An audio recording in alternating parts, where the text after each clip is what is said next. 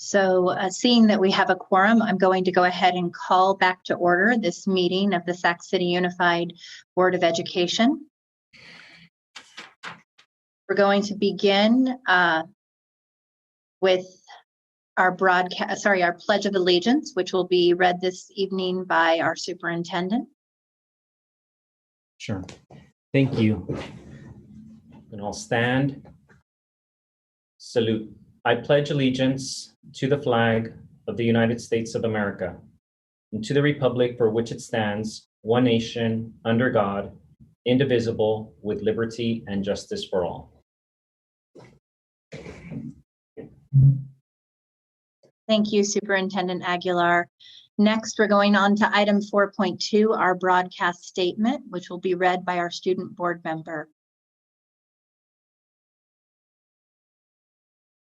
Do we have student board member Sheikh on with us right now?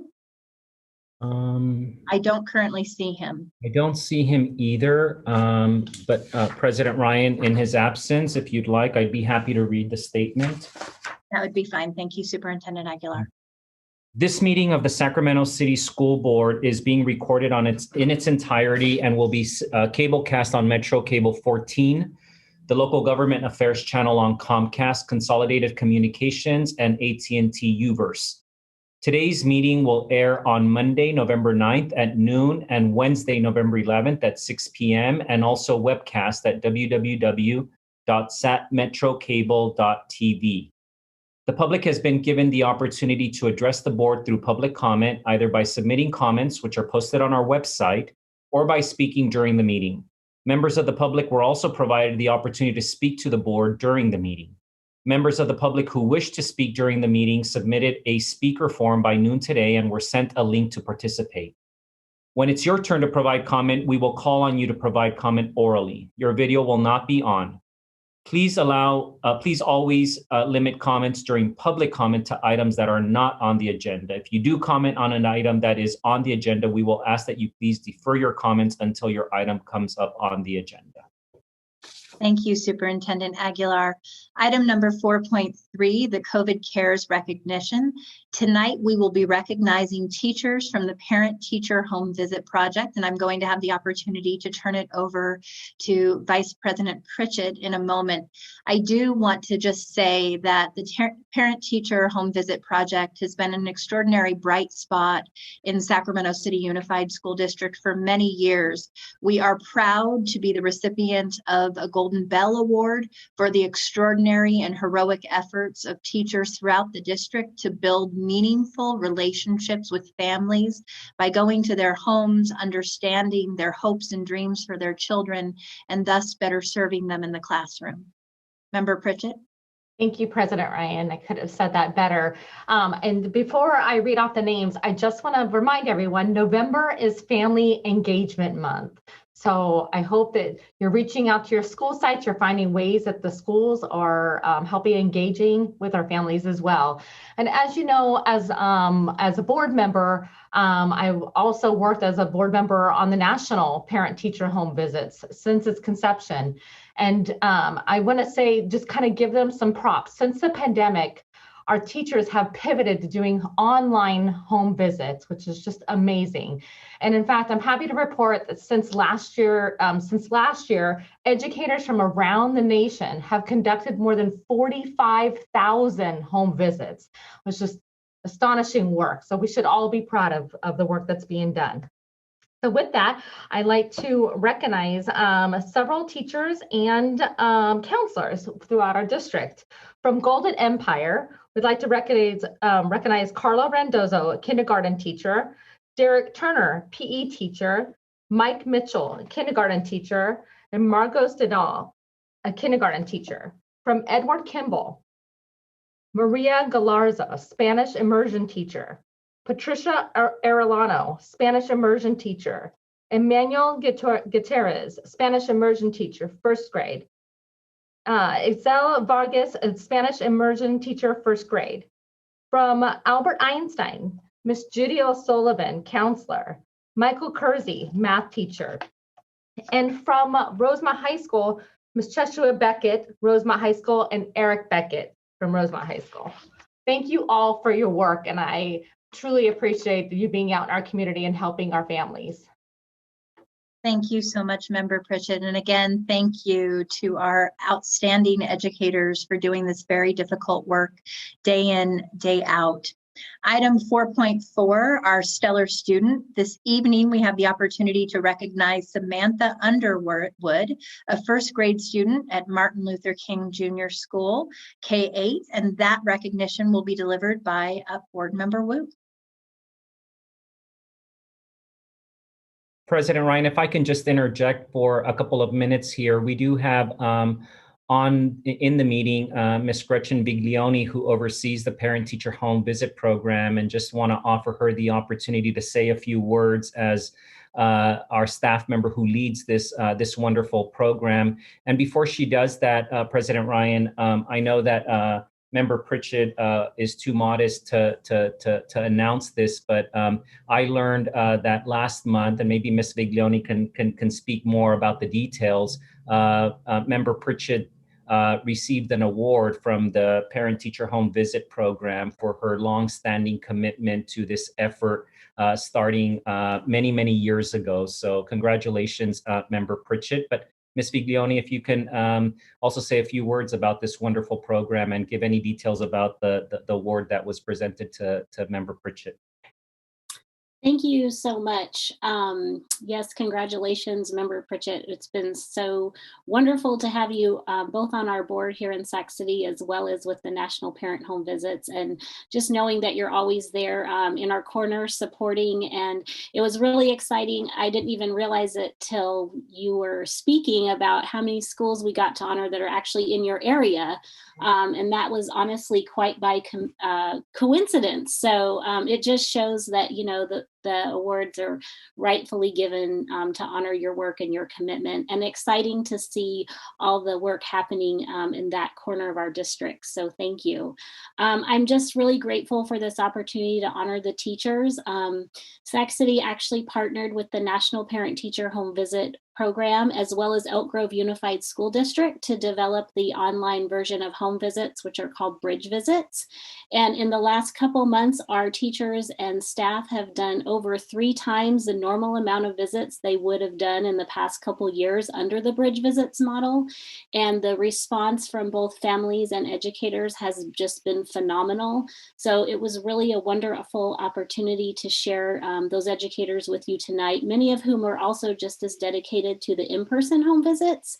And I think that through this pandemic, we've really been able to reflect on how important relationships really are to the work that we do every single day. And so it was really a great opportunity to be able to bring this to Sac City, and this program has been in Sac City since 1998. And so to sort of restore Sac City as the place where our program was born and raised to its proper glory through the Bridge Visits has been awesome. So thank you, board, for letting us recognize those teachers. And thank you, Gretchen, for the work you've done to be so nimble and responsive in this very difficult COVID time. I think it's a testament to the leadership of the entire parent-teacher home visit project team that you have been able to do that virtually overnight. Thank you. Thank you, President Ryan. We can continue then with Member Wu. So Member Wu, we are moving on to our stellar student recognition, and I know that you'll be leading this recognition in honor of Samantha Underwood. Yes, so Samantha Underwood, can you hear me? Yeah, is a first grade student at Martin Luther King K-8 school. She was referred to the Learning Hub due to being unable to attend Zoom on a daily basis. Her mom had mentioned that she was having problems getting on Zoom, and they were struggling to have Samantha be in front of the computer screen. So Samantha was very uncomfortable, and her mom would put her on for less than 15 to 30 minutes at a time. Her teacher scheduled one-on-one Zoom sessions after hours so that she would get used to the format, and then tried to extend her time on Zoom each day. Getting her to articulate and participate was emotional for Samantha and her mom. Once she attended the Learning Hub, however, she now participates each day on Zoom. She raises her hand and continues to move forward each day. She is more vocal, participates daily, and when working with her in small groups, she lets her teacher know that her other group members' Chromebooks are losing battery, and she raises her hand to help others in the hub. Since entering the Learning Hub, Samantha has focused and learns more each day in a class of 24 scholars. Congratulations to Samantha Underwood. Congratulations, Samantha. And do we have Samantha or her parents with us this evening? President Ryan, I don't see her, but we do have our principal at MLK, Ms. Faye Sharp. Oh, there, yeah, maybe we do. We can't hear you, Ms. Sharp. I'm sorry. Thank you so much. On behalf of Samantha and her mom, we're working on getting her in. I'm sorry. But on behalf of them, thank you so very much. The Learning Hub has just been a godsend for this family and for so many others. So thank you so much for the Learning Hub staff. Thank you for the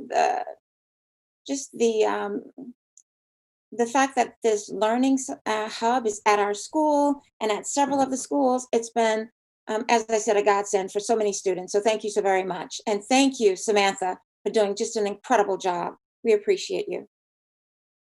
I have to say, Samantha, it is so heartwarming to hear that you're thriving at a Learning Hub and that you're loving school with the support that you're receiving.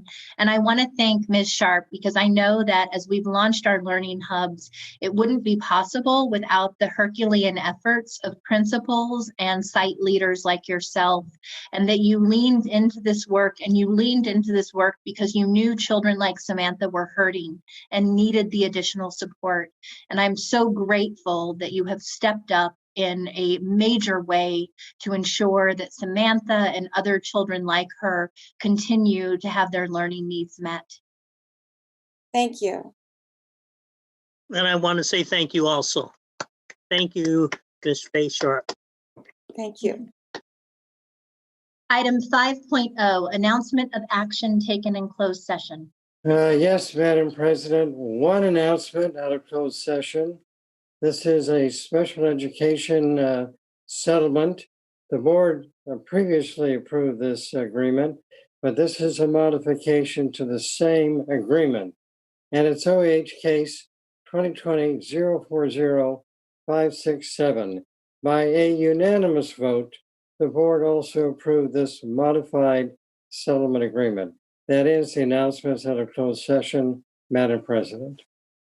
Thank you, Mr. Behrens. Item 6.0, agenda adoption. Do we have a motion and a second? So move. Second.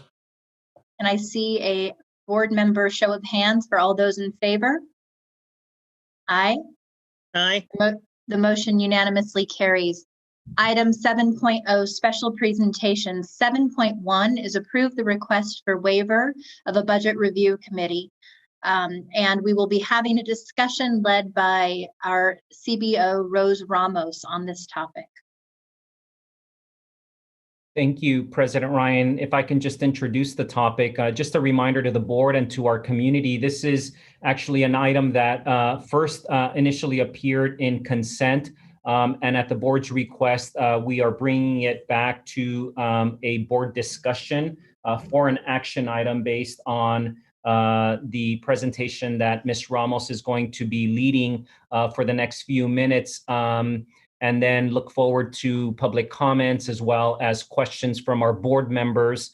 I have asked Superintendent Dave Gordon to be make himself available, and I think he's got some of his team members also for any questions that board members might have once our staff provide our recommendation to the board. So with that, I'll defer to and ask Ms. Ramos to start her portion of this item.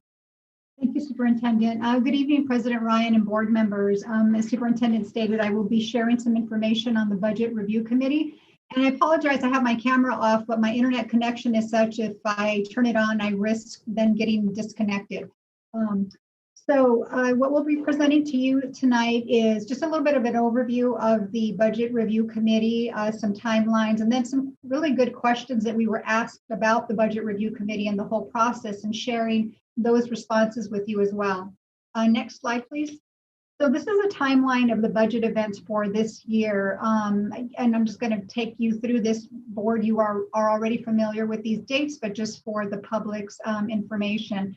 On June 25th, the board adopted the district's budget for 2021, and we submitted to SCOE, of course, right after. On August 4th, we received notification from SCOE that our budget was disapproved. It was not a surprise to us. We were aware of this because of our deficit situation and our inability, based on our projections, to meet our 2% required reserve in all 3 years. So we were also instructed, as usual, to submit a revised budget by October 8th, which we did. It was presented to the board on October 1st, and it was approved and then submitted to SCOE. And then again, the same thing happens. We get that budget disapproved on, and we receive notification on October 28th.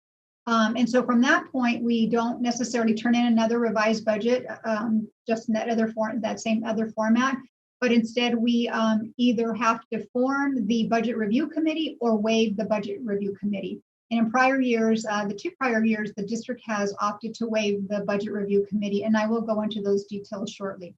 So then the timeline for that is that by November 8th, the waiver is due to the Department of Education. And then along with that, then the district is plan and try to develop a balanced budget by December 31st to submit to SCOE. Then on November 19th, what we plan to do is share with a board a fiscal recovery plan, which we will present at that meeting. And then hopefully the board will approve this at the December 10th, 2020 board meeting, which will satisfy that December 31st deadline. Now, if we go the route of the Budget Review Committee, the Budget Review Committee has to submit their plan by November 30th, or they have to disapprove the budget by November 30th. And I'll go into those details shortly. So a little bit of different timeline. So this is our timeline with respect to including the Budget Review Committee in this in this schedule. So next slide, please. So background on the district's Budget Review Committee waivers. As I mentioned earlier, we've done this twice before. We approved one back in 2018 for the 18-19 budget, and then again in 2019 for the 19-20 budget. Next slide, please. So what is the purpose and the process of the Budget Review Committee? The Budget Review Committee is convened in about 10 days following our decision, the board's decision not to waive the committee. So the purpose and the process is that the Budget Review Committee will review the district's budget, fiscal policies, and then transmit by November 30th one of the following. The recommendation that the budget that they've come up with be approved, or report disapproving the budget with additional recommendations. Perhaps, I'm not familiar with the Budget Review Committee, but I'm guessing in the second part is that they were not able to achieve in that case a balanced budget. And so, but there are some recommendations. So in the next slide, please. So additional questions. Why continue to recommend to waive a Budget Review Committee? What factors beyond the reasons listed in the waiver are considered in the recommendation to waive? A Budget Review Committee is usually not helpful for several reasons. The first one is the tight timeline. As you saw in that earlier slide, after the board takes action to go ahead and opt for a Budget Review Committee, the district has 10 days to go ahead and convene this Budget Review Committee, assemble a team. And we have to, and we missed the November 8th deadline, of course, to submit to the to CDE the waiver. And then after those 10 days, but no later than November 30th, the Budget Review Committee needs to arrive at one of those 2 options I listed in the previous slide, either come up with some recommendations to balance the budget or disapprove the budget because it was not able to do so. So it's a very, very tight turnaround time that the Budget Review Committee has to go through this whole process.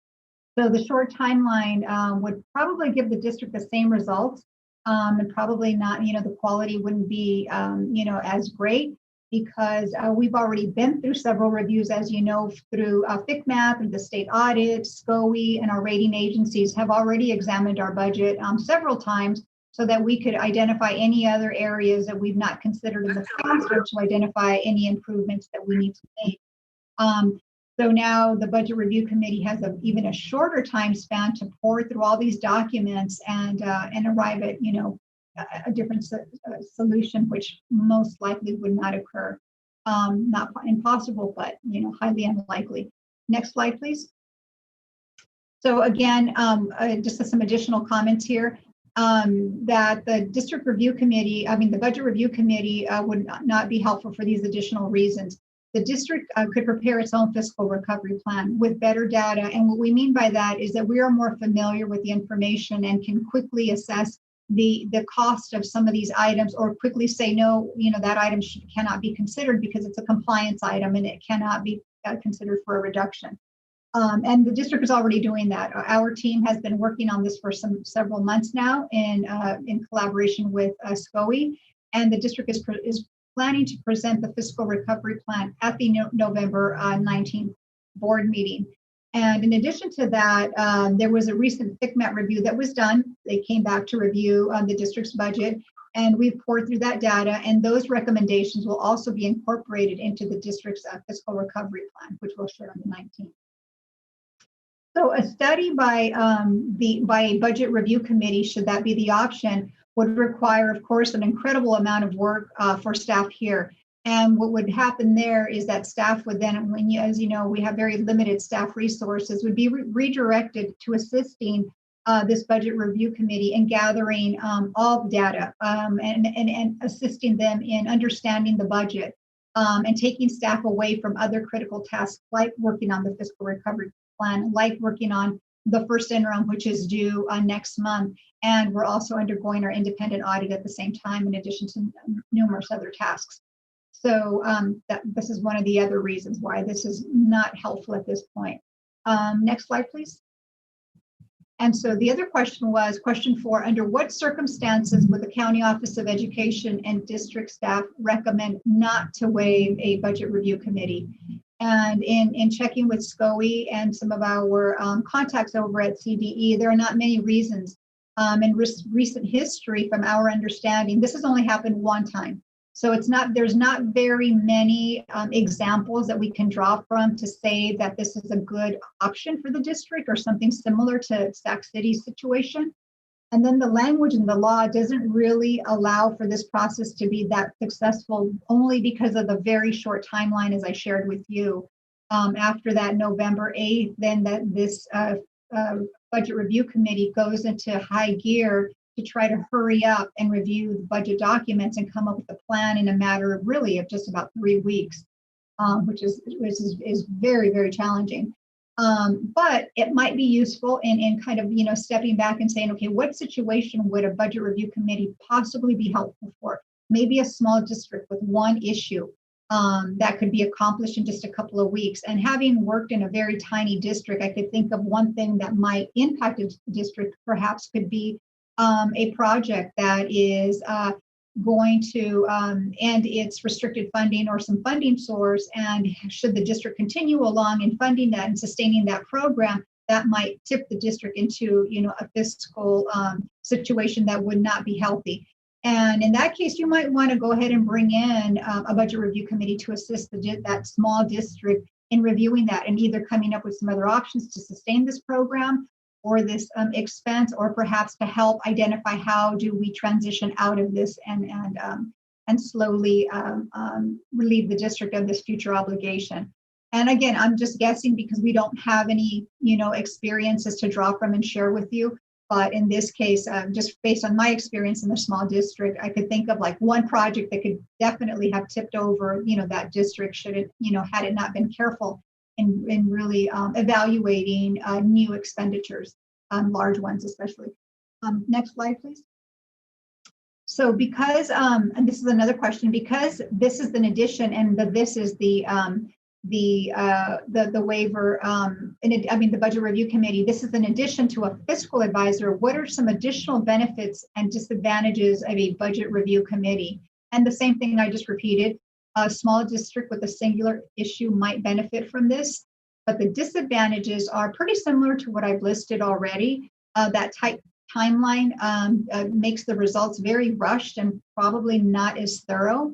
And again, because the county disapproves our readopted budget by the 8th, and the budget review committee is convened in about 10 days. So it doesn't mean that it will be convened immediately after our budget is disapproved. They have about 10 days, so it could take up to, I don't know, possibly, the mid-November. And then this budget review committee has to transmit by November 30th, which is just another few weeks away or few days away, one of the options that we listed in the previous slide. So this is why we're explaining that it's a very rushed process for this budget review committee. And then again, the short timeline would most likely give the district the same results from the budget review committee as they've received from FCMAT, the state auditor, SCOE, and rating agencies, and looking that, our expenses, of course, exceed our revenue, and that the majority of our expenses are tied up in personnel costs, and which are escalating every year. Due to the rise of health benefits and due to the rise, of course, of PERS and STRS, our pensions, and then step and column. And we've heard that before. And because the district has already reduced the non-personnel costs significantly, that, we really don't have a lot of big ticket items there, but we have some that we've been, reviewing, of course, that we'll bring and share with you. Next item, please. Slide, please. So let's see. And so the additional disadvantages are that the fiscal recovery plan that the district plans to bring to the board will be shared with you at the November 19th meeting, while the budget review committee's plan would not come to the board until after November 30th, because they have until November 30th to develop that plan. So the district would be able to bring something a lot sooner. A study by the budget review committee, of course, we've shared this, would require a lot of work from staff. And then the third one is that staff can only work on one item. So if we were to go down the route of a budget review committee, then staff would have to dedicate time to this budget review committee in order to help them understand and how to read the financial statements, assuming that, they may have some fiscal experience. That is the requirement in Ed Code, but they wouldn't necessarily know the particulars of our budget and what items are, should be considered and what items should not. And it's, you all are very familiar with our budget. It is a complex budget, like many K-12 budgets are, and it does take some time to get acclimated and understand the different budget areas. Next slide, please. Oh, I believe that was it then. I went through that a little too quick, probably. I was trying to make sure I saved enough time for questions. So these are, this is some explanations on this budget review committee, some pros and cons, I suppose. And then at this point, we can open it up to questions, certainly. President Ryan, if I can just also mention very Please go ahead. Just from my perspective in terms of our recommendation to the board, while the budget review committee question that's in front of you and the development of a fiscal recovery plan are not entirely mutually exclusive, I also would say they're not entirely interdependent, in that my view is that the quality of the fiscal recovery plan that we're able to produce is more likely going to be of higher quality based on our relationship and our work with a fiscal advisor through the County Office of Education.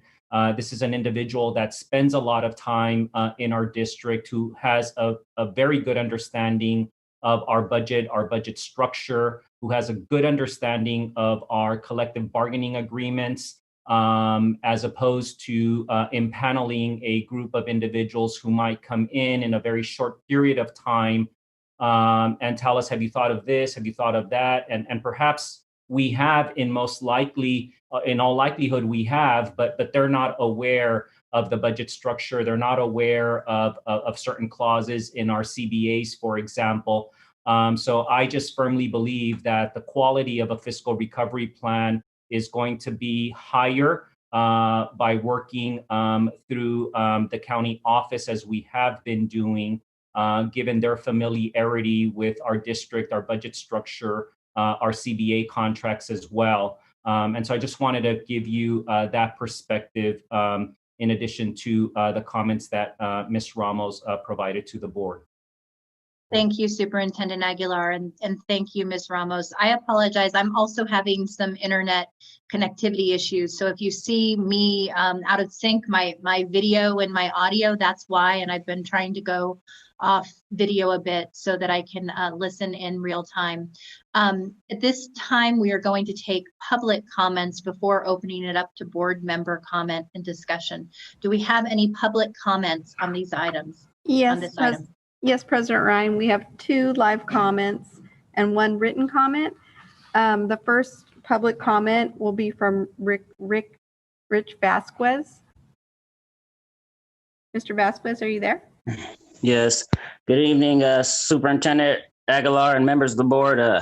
President Ryan, thank you again for the opportunity, and I appreciate the staff calling and confirming that we're able to talk on this. But again, just from my point of view, why should I feel that the waiver is the right step? I saw your 3 explanations inside the packet. It says to expedite the budget balancing process.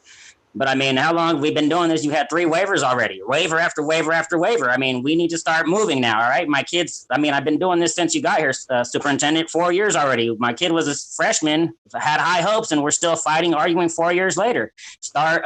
We need to start having the other options. You said we're going into to state takeover in a few months, February, March, April, whatever. Start giving us the other options. The union's not budging, right? They're not wanting to give up. They want to direct where the things are going. Start telling us are we going to cut the schools? We need to start. I don't understand how we're trying to say that a loan is going to be all right.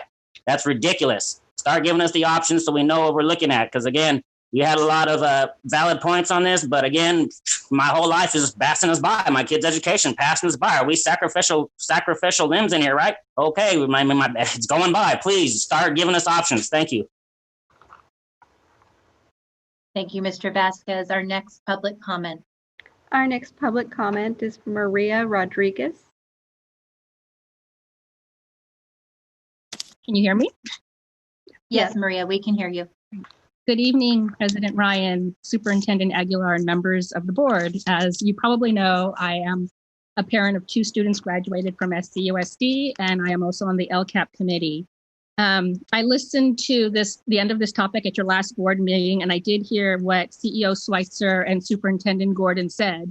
They said that this committee is fairly rarely used. And as Ms. Ramos said, one has been done, but CEO Schweitzer said the situation came to a conclusion, to a resolution before the committee was able to complete its work.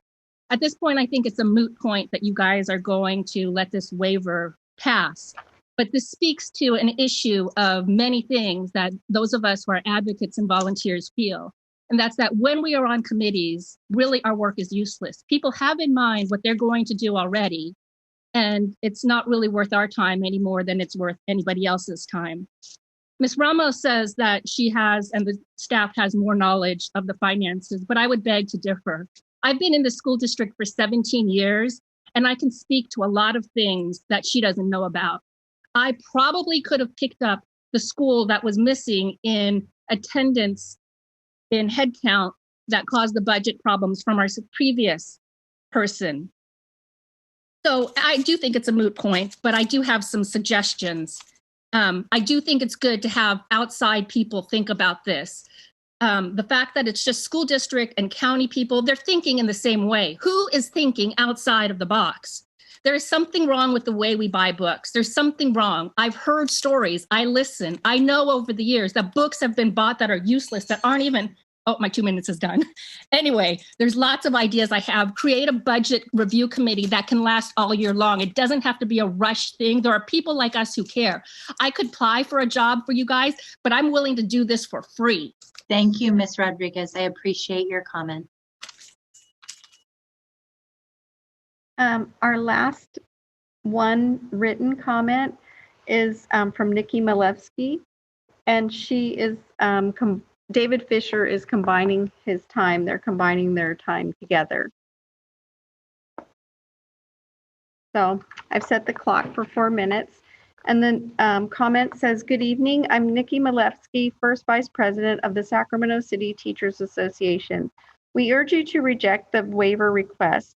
2 of the 3 reported reasons for the decision to waive the Budget Review Committee appear to be false. First, in its justification for the waiver, the district writes, the district has been working well with the fiscal advisor. Objectively, the fiscal advisor appointed by Dave Gordon has been a total failure. Since Gordon has appointed a fiscal advisor, at least 5 additional budgets have been rejected. On Gordon's watch, the district forgot to count 5 schools as part of its enrollment numbers. The district provided budget projections in 2018-19 that were inaccurate by $35 million. In 2019-20, the budget was again inaccurate by $35 million. The district now has a reserve fund of $93 million. This is the largest reserve fund the district has ever had in its history. Apparently, Dave Gordon also approves the district parking $101.3 million in its books and supplies line item, creating a deception that SUSD will be deficit spending again in 2020 to 2021. Secondly, the district also writes it does not need to have a budget review committee because, quote, the district has a working steering committee, unquote. We have asked for the identities of the members of the district's, quote, steering committee, unquote, dates of the committee meeting and any minutes of their meetings, but have been told there are no responsive records. This leads us to the question, does a steering committee actually exist? Why are there no members and no meeting dates? For over 2 years, the district, with SCOE's fiscal advisor, continues to provide inaccurate budget data, consistently claiming to be on the verge of fiscal insolvency. And yet here we are 2 years later with the largest reserve fund in Sac City history. SCOE clearly lacks the expertise to provide the fiscal oversight our district so sorely needs. The district's budget needs more transparency, not less. The waiver should be rejected. And that's the only written public comment. Thank you, Ms. Moretti. I know that we're going to open it up to board member questions and comments. And I think that this is such a critical conversation, in particular, because I believe the public lacks a complete understanding of the oversight role that SCOE is currently entailed with. And I think it would be good to have some more clarification to that. And so I do have a specific question to that. I do want to just respond to one piece of the public comment. In 2017, the statement was made repeatedly, maybe 100 times or more at board meetings, that the district was in the best fiscal position in its history. And as a result of that, a request was made for an $89 million contract that would have ultimately resulted in the immediate demise of the district. When we settled a contract at half that rate, we were still told that there were no fiscal challenges that would prevent us from reinvesting at much higher levels. And yet here we are several audits later, still debating the reality of a long-standing, well-documented, independently audited fiscal situation. And it's unfortunate that we should be talking about that rather than meaningful solutions to move us away from the fiscal cliff. So I do want to ask Rose Ramos to please speak to this idea of what oversight is currently occurring under SCOE. What is the role of stay and rescind? What is the day-to-day operation that can give the public confidence that you, as our CBO, who we know we hired in an extraordinarily difficult circumstance, alongside SCOE, is able to advance recommendations that enable the district to avoid insolvency? Yes, I can do that. Thank you, President Ryan. Yes, we work very closely with SCOE pretty much daily. As far as our budget's concerned, they are partners with us in developing our budget and reviewing our assumptions and our projections to make sure, we have another expert pair of eyes looking at the data that we are using to make sure that it's valid and reasonable, and that it makes sense for our multi-year projections. And as well as on our day-to-day operations when it comes to the general fund. And we have, I can go into detail, don't want to go into too much of the nuts and bolts of this process, but they do review our expenses. There's categories and dollar thresholds for certain expenses that they review. We have a purchasing review committee that meets weekly, and we're supposed to meet weekly. And to be quite honest, we meet with Terry probably daily because there are many things that come up that do need their approval and their review. So we submit items that require their review to SCOE, to our fiscal advisor, Ms. Terry Reinland, and she reviews it, sends back tons of questions about, making sure that this item is absolutely needed and necessary and meets the compliance. And then from there, it comes back to cabinet for discussion, and we review it one more time, and then finally it's either approved or not approved. In addition to that, our fiscal advisor keeps us informed of trends that are happening that are relevant to the district and the district's budget, whether it's the statewide budget, other items happening within our community that can impact our enrollment, just a variety of items that are occurring within the economy. And they've also been a very close partner in helping us with our cash flow analysis and reviewing that on a regular basis and trying to identify possible sources so that we can mitigate that negative cash flow. As a matter of fact, Ms. Terry Rutland and I just worked on the TRAN application for the statewide TRAN loan that will be out pretty soon. We've been working on that for 2 weeks, meeting with those officials, and we submitted that just today. And we're also going to wait for that application to come in for the statewide waiver on the deferrals. And SCOE, again, is a great partner in that and helping advocate for the district in making sure that, we do everything we can possible to stay afloat and stay away from getting closer to that loan at all times. I mean, I can go on and on. They are a great partner, and not just a great partner because they're, easy to work with, but they do their job, and they're diligent in confirming what we're spending, how we're spending it, and in planning for our future. So it is a process, and my colleagues, my cabinet members can talk about this as well, because they have to go through that same rigorous review when it comes to requesting, whether it's a position change or an expenditure or whatever. We all go through that same process, and it's a good exercise. We should go through that anyway. So what I'm hearing from you, Ms. Ramos, is that there are daily conversations happening with our fiscal advisor and an intense level of oversight that includes a weekly purchasing committee whereby every decision is made at that table, from hiring, so filling vacancies and positions, to key purchases throughout the district. And this was not a process that was previously in place. That's correct. Okay, and then my one other question, and we'll turn it over to board member comments and questions, is really around this idea of the fiscal recovery plan. We have had several board members request this fiscal recovery plan over the course of the last year. At the last board meeting, board member Vang made the point that we should be looking at teacher layoffs as an option based on Mike Fine's recommendations and the collective bargaining agreement. And so I would like to know when that fiscal recovery plan will be coming forward and what that will entail and why the November 19th date was selected. Yes, I can speak to that. Yes, we will be bringing the fiscal recovery plan November 19th, which will include some of the items that were in the recent FCMAT review.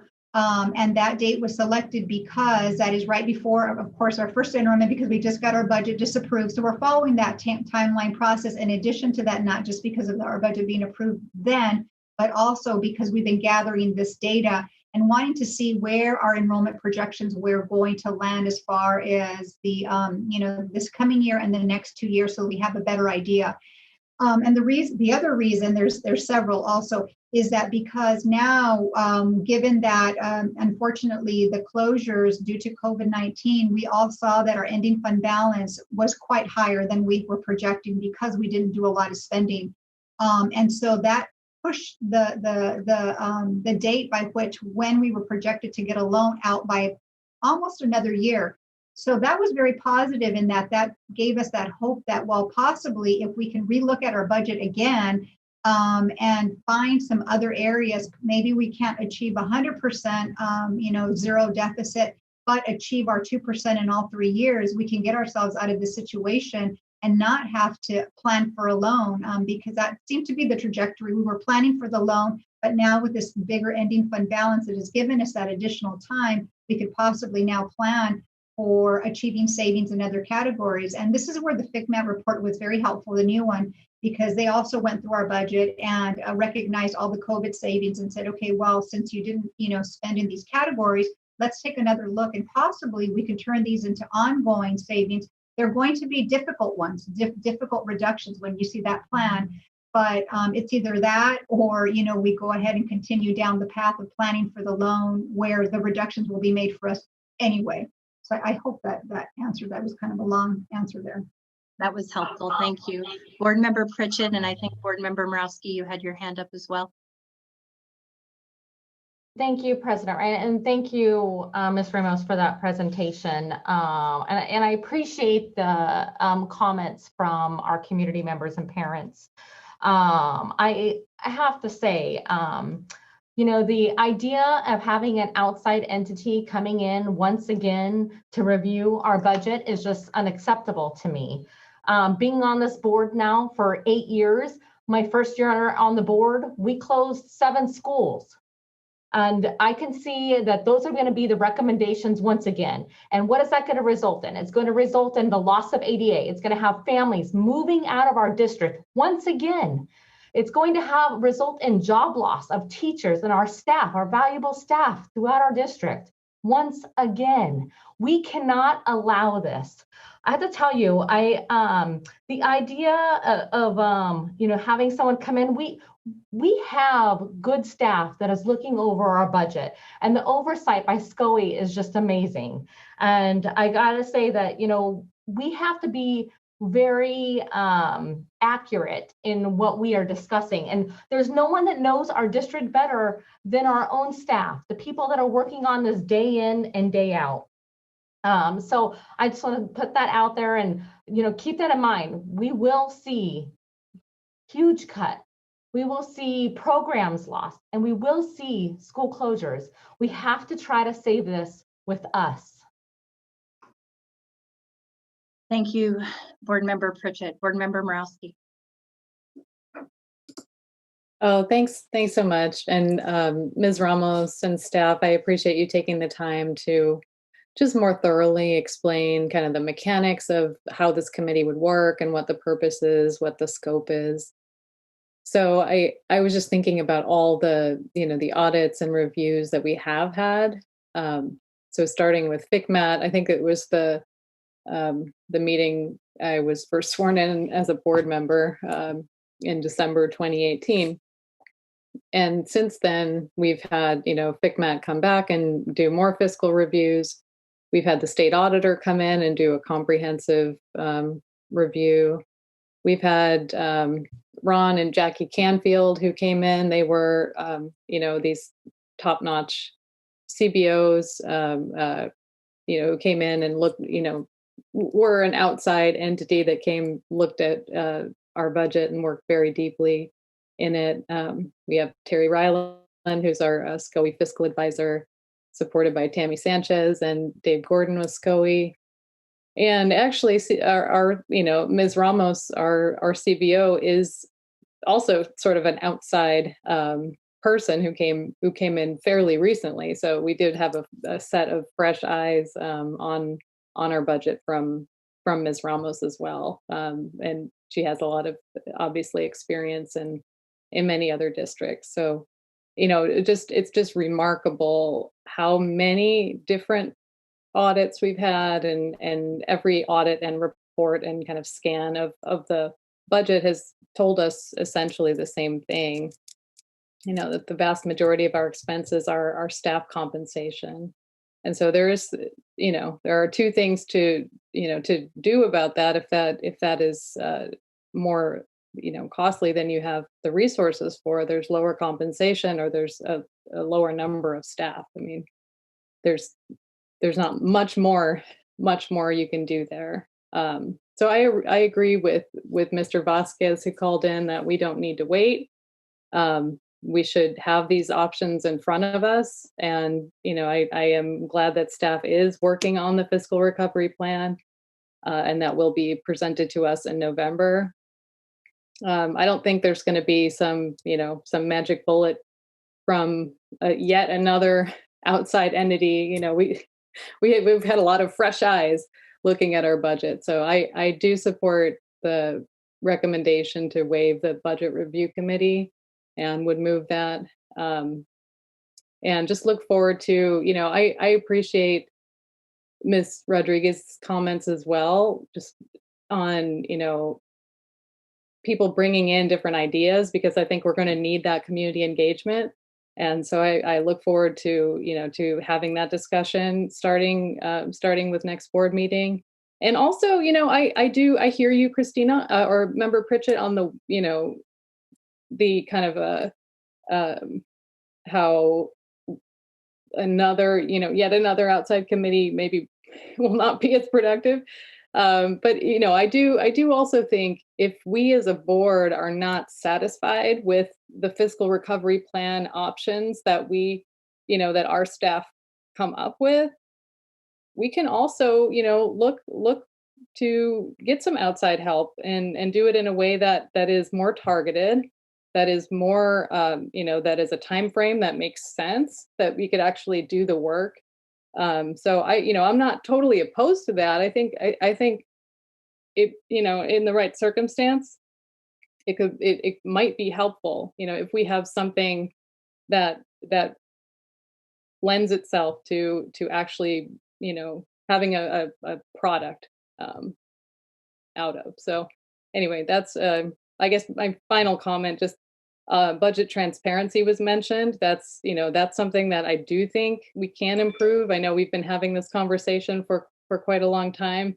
And budget transparency also, I understand that it comes with a cost as well. It comes with a lot of staff time and effort to put into like making displays that are user friendly and so forth. So we definitely need to trade that off, but I look forward to continuing that conversation as well, because I think the more transparency we have, the more our public understands, what the fiscal realities are and the constraints, and it's done in a way that's user friendly. Our budgets are not user friendly right now. We don't tell a good story with the budgets. It's just a bunch of charts. So I think we could do a better job there. So thank you for listening to me ramble for a couple minutes on this, but I do support the staff recommendation and would move it.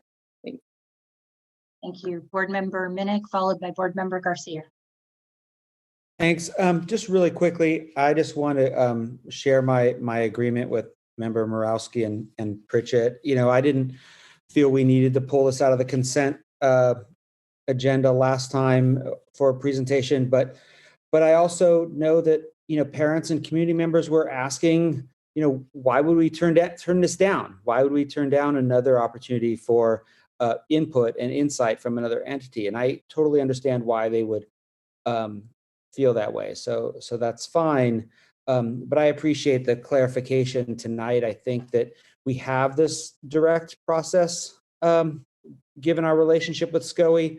And with all the audits that we've already had, as Member Morawski said, that have all kind of essentially said the same thing, this feels really repetitive and slowing down this process. And I feel like we spend a lot of time starting over with new with another recommendation or with another audit that just gives us the same information. And I think that we can all agree at the end of this that we know what the facts are, and there are going to be folks out there that are going to disagree with the facts no matter how many times we get this information. So I appreciate the clarity as to why this is kind of unnecessary at this point.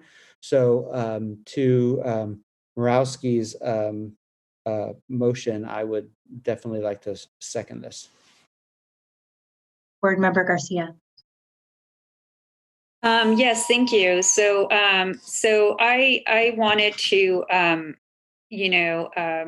thank,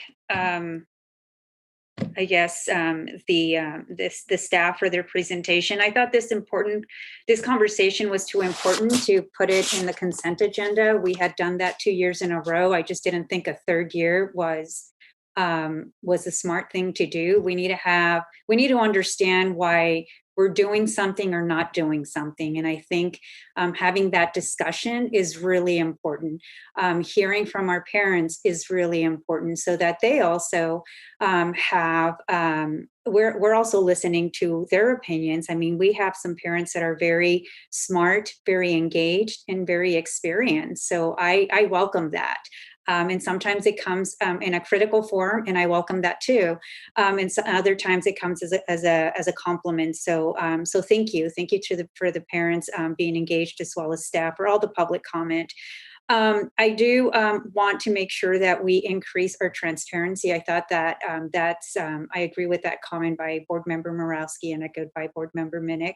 We certainly have an opportunity to increase the transparency on our budget. And I also want to make sure that that we don't dismiss the opportunity for another review committee of any sort to be formed. I think that it may not be the budget, but I think it could be on anything. I just wouldn't be so quick to dismiss that. We've already had so many audits. They all say the same thing. We're going to enter into uncharted territory, not only after we see the fiscal recovery plan, which I'm glad to hear is happening at the next board meeting. I'm under no illusion that it's going to be an easy plan to digest, but I look forward to discussing that because we've been asking for that fiscal recovery plan for well over a year. So thank you. And I know that staff's been working really hard on that. I want to thank SCOE for also being part of that process.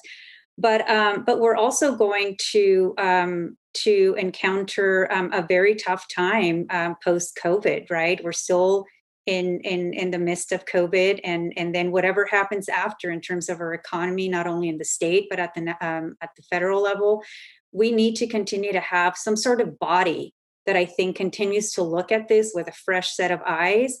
And so I don't want to quickly dismiss that opportunity, whether it's through a budget review committee or something else that we can have as a district that we establish and have this ongoing review that I think that can be helpful. And I also wanted to maybe just ask a couple of questions relative to this process. And I know that there's not a lot of history with this process at the state level, and that generally this process this review committee may be most beneficial to a very small district. But I did want to maybe understand a little bit more about if the board were to decide to establish a budget review committee, does that body only come together and exist for, let's say, 20 days to develop, either approve a budget or disapprove a budget with recommendations? What happens to that body after they do their job, if you will? Do they just go away? And then how does that interact with SCOE and then the authority of stay and rescind? So if you can somebody can answer that, I'd really appreciate it, because I'm still having a hard time sort of connecting these dots. Yeah, I'm trying to interact right now with SCOE. I'm not as familiar with these budget review committees, but SCOE is telling me that they do go away after their assignment is completed, and that the fiscal advisors / SCOE, they're not part of the budget review committee. But in terms of the recommendations that come out of that process, what happens to those recommendations?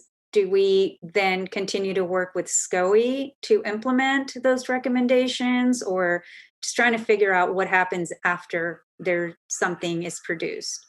President Ryan, if I could just interject and just ask you and the board how you'd like to proceed with this. I mean, I would prefer and just be very transparent here. On the one hand, I think that it would be appropriate to hear from SCOE for some of their feedback on some of these questions, not because I want them to as well. Why would they want to have a waiver submitted if they would then not work with us? But I do think that Superintendent Gordon, because there would be interaction with CDE as in his role here in Sacramento County, that it might be appropriate for us to hear from SCOE directly on a response to that question, because as Ms. Ramos mentioned, I mean, this is not a process that most CBOs are familiar with. It is statutory in nature, and I do think it might be appropriate to hear from Superintendent Gordon, who I think is going to be very neutral in his response in terms of independence, and not say something that might be perceived as being biased. And if it is, then we can address it. Okay, thank you, Superintendent Aguilar and President Ryan, members of the board. I'd like to pass this on to my staff, but I'd like to, in doing that, take the opportunity to introduce you to our new CBO, who will be replacing Tammy Sanchez, who will be retiring at the end of December. And that person is Nick Schweitzer. And Nick comes to us after a distinguished career with Department of Finance and in the State Department of Education, the CDE. So he's very familiar with the Budget Review Committee process. So let me throw it to Tammy and to Nick to field the question. Please go ahead, Nick. Yeah, sure. I'll go ahead. I wasn't sure whether Ms. Sanchez wanted to start off, but and I'm sorry.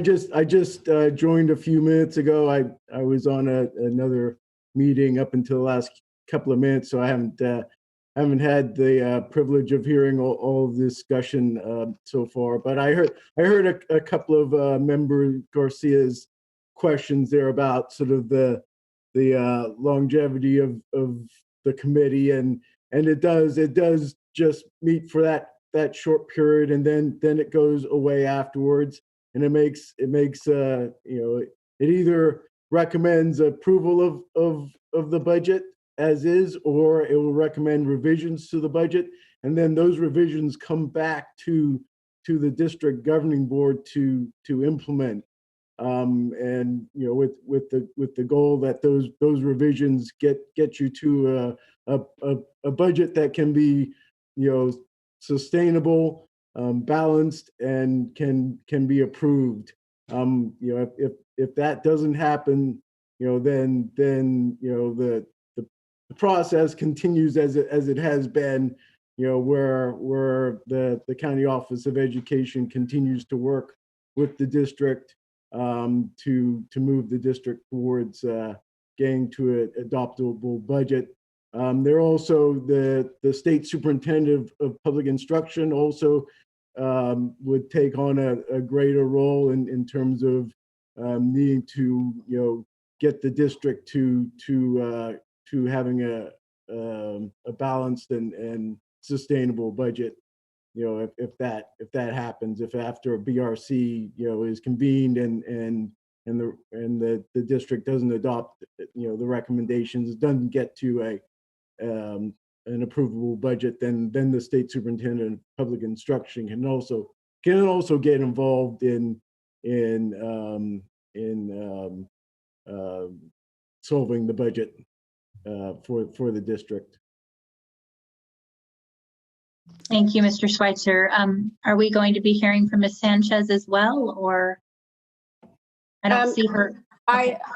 So yes, Jesse, thank you. And just one thing I wanted to add is that I really appreciated a lot of the board comments tonight, and that remind the board that Rose has been there just a little over a year, and part of that year has been under this COVID nightmare. And the first thing she had to do is get staffed up properly, and then go through and deal with the emergencies that were going on. And so it's timely now that she has the fiscal recovery plan to you. And at this point, I think that it's good to just stay the course, that she's done a very good and thorough job. She's used the analysis that she's received from the other audit and from the FCMAT letter that's only 6 weeks old. And she's used that analysis to help her in this thoughtful process. And I think that you are going to see a thoughtful plan when it comes to you in the middle of November. Thank you, Ms. Sanchez. So we have a motion and a second. This is an action item. Do we want to, Superintendent, take a roll call vote? President Ryan, I actually just I have a comment. Oh, please go ahead, Board Member Vang. I just wanted to take this moment to thank staff for their hard work. And while I understand that this item was on consent, I'm echoing Member Garcia that I think it's important for us to have a full-fledged conversation on this. I also really appreciate the parents that called in to express their thoughts on this. And in particular, Rich Vasquez, who shared with us very passionately about making sure that we have a physical recovery plan. And so I look forward to seeing that next month. Just a point of clarification, though, President Ryan, because you did mention my name earlier, I just wanted to make sure that you had cited me correctly. I have asked for a physical recovery plan, but I didn't say solely that was teachers layoff. I think what I wanted to see is making sure that all options, that we have seen all options on the table. That includes contracts and everything else. And so I just wanted to say that and make sure that that's a point of clarification and put that on record. Thank you. Thank you, Board Member Vang, for clarifying that as part of your request for the fiscal recovery plan. One last item, Superintendent, that I would like to ask the district and you as the superintendent to explore based upon the conversation we've had around transparency and leveraging the very bright minds that we have in Sacramento. In the past, there has been discussion about having a blue ribbon commission or something of that nature that would bring in individuals from the Legislative Analyst's Office, potentially the Department of Finance, and other leaders who are steeped in this. I feel like that makes more sense than the CDE, Superintendent of Public Instruction, short-term support that we would get, and would have some longevity and consistency of pulling in public comment and participation.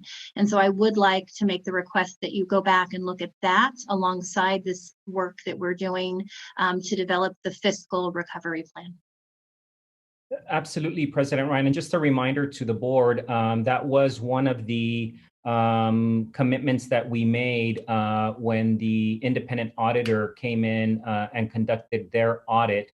And of course, you may remember, and I just want to remind our community, they've requested monthly updates from the district about where we stand, and the idea of a blue ribbon commission. I think it was a little bit more focused on just trying to address the unfunded liability retiree lifetime medical benefit structure as one very specific item, but that would that commission could be expanded to take a look at our budget structure and the challenges that come with such structure.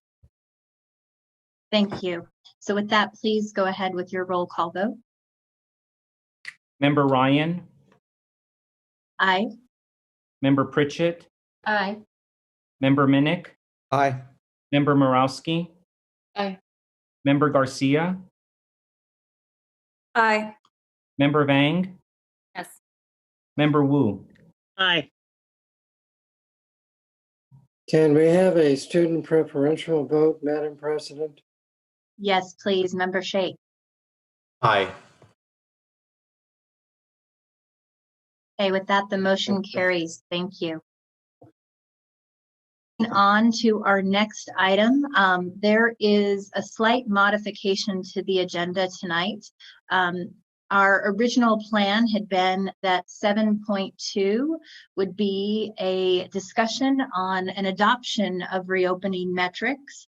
Tonight, instead of an action item, this is a discussion item only, meant to help compel and advance a set of actionable, measurable, meaningful metrics that will guide the board's decision-making to safely reopen our schools. Thank you, President Ryan. Indeed, this is going to be an information item for the board. The intent here is to present and hopefully clarify to our board and to our community and distinguish, if you will, conditions of readiness for reopening our schools to all of our students, or at least those students whose family eventually would make a decision to send their students back to school for in-person instruction. So I would encourage the board to treat these as sort of just conditions of readiness for that reopening, sort of as a status update based on public health order requirements that we would be obligated to demonstrate that we've taken certain actions and implemented protocols to maintain the health and safety of our staff and of our students. In addition to some measures that you will hear this evening that we would like to present to the board for information and discussion that I would term as measures that go above and beyond those public health order requirements. And we want to give you examples of those. Certainly our commitment, and you'll hear this from our magnificent staff who have been working cross-departmentally around these conditions of readiness, if you will, what those look like on the ground level, based on our experience already in having implemented many of those protocols. And then just some thoughts from us as a staff around what reopening would look like based on the interaction of those public health order requirements, those measures that we would like to commit to that are above and beyond those requirements, and the tiered status of our Sacramento County Public Health Department that potentially could shift in either direction. We are currently in red, and so I hope that we will be able to clearly lay out the interaction again of public health order requirements that we're obligated to demonstrate that we have implemented, measures that are above and beyond those public health order requirements, and then how would those conditions of readiness interact with the status that we might be in as a county. So with that, I'll ask Mr. Vincent Harris to start us off. Good evening, Board President Ryan, board members, and Superintendent Aguilar. My name is Vincent Harris. I'm the Chief of Continuous Improvement and Accountability, joined by several staff members this evening who will walk you through as the superintendent opened this meeting, specifically in the context of health and safety, our reopening of school for all students. If we go to the next slide. And so this really does tie back to a Return Together vision statement that was shared with our board and community this past summer. And ultimately, the statement is a bold call to action about interrupting the system inequities. But foundationally, and that's what's important about tonight's presentation, we really are sticking with our Return Together plan and will abide by all county health orders to safely serve as many students as possible through in-person instruction. And so this presentation is wrapped in the vision statement of our Return Together plan. Go to the next slide. And so this literally is the public health order. And so very specifically, it calls out the notion of all schools must comply with orders and guidance issued by the California Department of Public Health. And so this presentation, as the superintendent has mentioned, speaks to our minimum requirements, which are the required, and then also other indicators that we believe build the safety for everyone, with the recognition that safety does not mean zero risk, but does mean low risk. And that's what we're striving to achieve for every student, for every family member, for every staff member that is on our campuses. We go to the next slide. And so there's some themes to tonight's presentation in which we'll again speak to the foundational element of our health and safety measures, recognizing that, and you'll see this in some of the slides as well, that the pandemic conditions are ever changing. And so it's really being consistent and proactive in communicating with our partners throughout the region and actually statewide and nationally as well. We focused on metrics that are within staff control, or impact metrics. And so our goal here is to recognize the context of our work, but also focus our measurement on those things that staff has direct impact over. And then, of course, obviously, as we think about metrics and think about our infrastructure, we're definitely wrestling with the trade-off between breadth and depth of metrics. And you'll see that in the presentation as well. If we go to the next slide. And so ultimately, as we think about the context of this work, We know there's no national or complete state standard for school districts in terms of what are the metrics you should use for reopening. And so we've used the guidance that we believe is most valid, starting with our California Department of Public Health, also obviously our Sacramento County Public Health Department, and then obviously as well looking at expert advice that's been issued, lessons learned from prior pandemics, and then also benchmarking as best we can with other districts. Not so much because one district has solved it, but we realize that every school district in America is wrestling with this same tension of reopening. What are the appropriate metrics? And so we have looked at several district dashboards to gain insights on what are some of the key message points that other districts are using. And then our ability to populate the metrics so that we can report on a consistent basis and regular basis. And then finally, again, the metrics that we can impact. What can we make a difference for? Ultimately, recognizing that we cannot create zero risk, but our goal is to reduce risk as much as possible. We'll go to the next slide. So in our local context, and this is really a chart that many of you, probably everybody's already seen in one way or the other, is the notion of looking at community spread. And we know that community spread is the single most important force, if you will, in understanding the impact of COVID on a community. And so the state has already published a range, purple being widespread, yellow, of course, being minimal spread. And we're right now, as the superintendent mentioned, in red. If we go to the next slide. And so as you look at the current snapshot of where we're at, working our way left to right, you can see certainly from a case rate perspective, we had been making progress as a county, but in the most recent numbers, we do see, as we mentioned, conditions are changing and ever changing to some degree. We do see an uptick in the case rate, though our positivity rate and health equity rates remain right at the border, if you will, between red and orange. But definitely, as we look at our case rate, we know that that puts us in a pretty solid red position. And so that is also in the context, it's a contextual fact that we're wrestling with as we think about the metrics as well. If we go to the next slide. And as I mentioned, we have done benchmark with other districts. What's important about this slide is really want to give a sense of, we've looked across regions, both you'll see districts listed, of course, from California, but you'll also see districts from various regions throughout the nation. Our goal here was to simply gain a perspective on how other districts entering the conversation around communicating to their communities, dashboards related to COVID risks, related to school reopening. There is no one standard, but many of these dashboards do have an element of measuring the community spread, which of course ties back to the fact that we know community spread is the most important variable. And then several of these dashboards actually measure other things, facilities, issues of airflow. And so we've tried to take the best of all these other districts that have been in the same conversation that we're having tonight. We'll go to the next slide.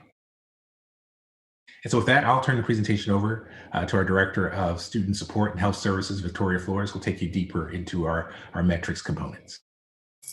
Good evening. So yeah, I want to talk with you about the proposed components for the metrics that we've created. And so we first talk about that which we can control, what we have impact over, and what is viable for us to be able to do. And so we broke this down into, that which is required, what's part of the California Department of Public Health order that Mr. Harris spoke about earlier. We know we have to do all of those things. There are some things written into that guidance that seem a little gray area, right? And so in those areas, we're really going to look to that expert scientific guidance when we look at those above and beyond metrics, right? And so we're looking at things like UC San Francisco collaborative to advise on reopening education safely. We're so fortunate to have UC Davis here in our backyard. And so there's actually a UC collaborative of biometric researchers. It's called UC BRAID, really long acronym. But Dr. Christopher Kim is a part of that collaborative. He's been a longstanding partner in our district doing research on chronic absenteeism and asthma. And so again, we're working cross-collaboratively with him and all of these array of experts on how do we make sure that we can reduce risk as low as possible. And so we're also looking, if you can advance a few more slides, Mr. Flores, at this evaluative frame. And it's a very simple evaluative frame. Three more pushes, sorry. This was animated. We have not started, which is just a simple red, right? We haven't gotten started yet. We have in process, which is yellow, and you'll see some of these measures are going to take us some time. And so they'll be in process for a while. And then simply green is completed. One of the most important, components, though, of these metrics, we believe, is this the strategic frame. Why are we doing what we're doing, and how are these actions going to impact risk? I think it's so incredibly important for everyone to understand why these measures are important so that we can adhere to them. So next slide, and I'll take you through in a little bit more detail on that. So the way we broke this down in this strategic framework was really to talk about minimizing risk. So reducing or eliminating risk to that lowest level possible. Like Mr. Harris said, we're not going to be risk-free, but what can we do? Most simply said, what can we do to keep COVID away? Keep COVID off of our campuses or our work sites. And so you'll see a host of measures that are really designed to do that.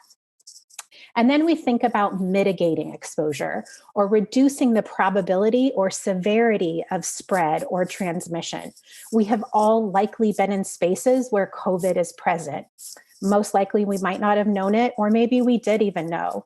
And so this is all of those actions that we can take to stop the spread to others through either physical barriers, blockages, or all of these strategies that we do to public health strategies to reduce that risk. Next slide, please. Can I just interject real quickly, Ms. Flores, and with your permission, President Ryan, if we could go back one slide, Mr. Flores. I just want to make sure that we pause here for a second, mainly because what I asked our team to do is really just explicitly distinguish the use of minimizing and mitigating. We often use it just in our everyday language, but I want to make sure that we have an opportunity to just kind of pause and reflect on what we're talking about as we move forward in the presentation and use these two different terms of minimizing and mitigating so that there's clarity as we start to present some of these metrics, if you will, conditions of readiness to the board and to our community. Again, how we want you to interpret the distinction between minimizing exposure and mitigating exposure. So I just really want to make sure that we pause for a second and you have an opportunity to read how these are defined.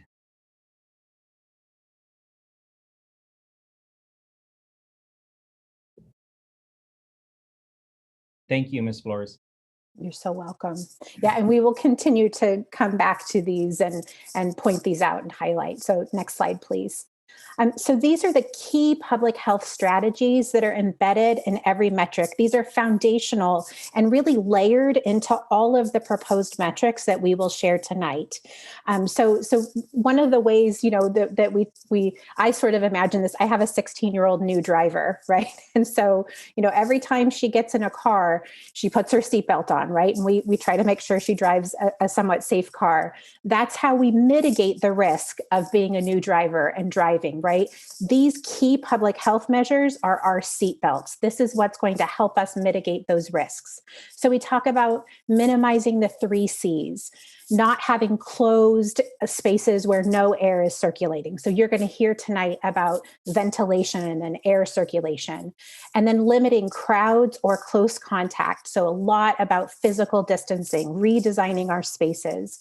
You will hear layered throughout practices for hygiene, hand hygiene, cough and sneeze hygiene, things like that. Practices for how we wear face coverings and some recommendations around face coverings.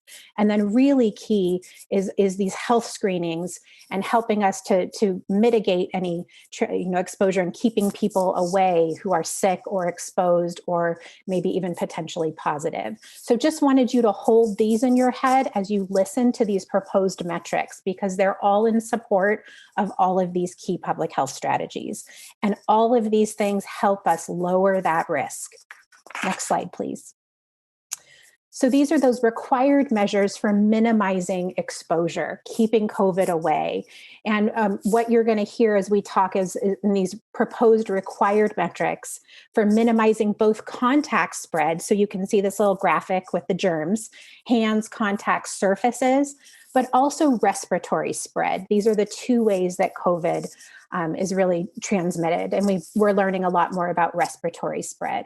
And so many of these metrics and measures are very layered and support each other. So this first proposed metric is our foundation, is our return to health plan.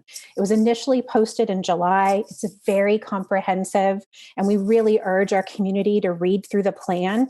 It's very easy to navigate on our website. You can just click each section, and you can find it at returntogether.scusd.edu. We really encourage you to read it. And this was really an opportunity to leverage our internal public health expertise blended with all these years that we've all been serving in school sites. And so we really worked to translate these public health practices and language into what works at school sites. So we've done videos and public health measures, info posted continually on our website. The second metric we're talking about is all of our employees or substitutes who are reporting to work now will be provided access to the Hour Zero COVID training. This is an online training that's self-paced, so employees can complete it at their own pace at a time that fits into their schedule. This is required in the public health order that we provide this training to employees, so they have that essential knowledge and understanding on what COVID is, how it's transmitted, and why these key public health measures are so important. This is about providing employees with the understanding of how to keep themselves safe and everyone else that they serve and work with. Our next proposed metric is to distribute our daily site inspection checklist to all site principals, all of our spaces. This checklist really helps us ensure that our key public health measures are in place every single day. And so this really addresses some of those concerns that I've heard from other people about, do we have enough PPE? I don't see it in my space. Are our physical distancing practices continual? We know how desks can get moved or things can get moved. Is our signage up? Just a daily way to ensure that these practices are in place. And then our next proposed metric is around health screening. And so providing health screening procedures to every site. And these health screening practices are in effect right now for all of us reporting to work. This is really how we keep COVID away, ensuring anyone who's sick, who's having new symptoms or, not as an ongoing condition, or they've been exposed, or they test positive for COVID, that they stay home. And this is a real shift in culture, right? Because many of us have really dedicated and hard work ethics, but this is a time where we really need people to stay away and stay home as needed. And we're practicing these measures routinely at our 7 learning hubs. And in this next slide here, you will see an example. And so on the left here, you've got an example of a temperature check required. I'm coming into a front office. So anyone who's coming onto our campus, if they have valid business, goes through that same process and also has to sign in because we have to know who is in space with us. On the far right, you see one of our handouts in our Return to Health that speaks about when to stay home, our health screening requirements. This handout also speaks to when you can return, when it's safe to come back. And then in the middle, this is a screenshot from a video that hopefully we will show you in just a second of students who are practicing physical distancing. There's markers on the ground and they are going through a screening health check at one of the learning hubs. And so Mr. Flores, if we can play that video at this point, that'll be a nice little break.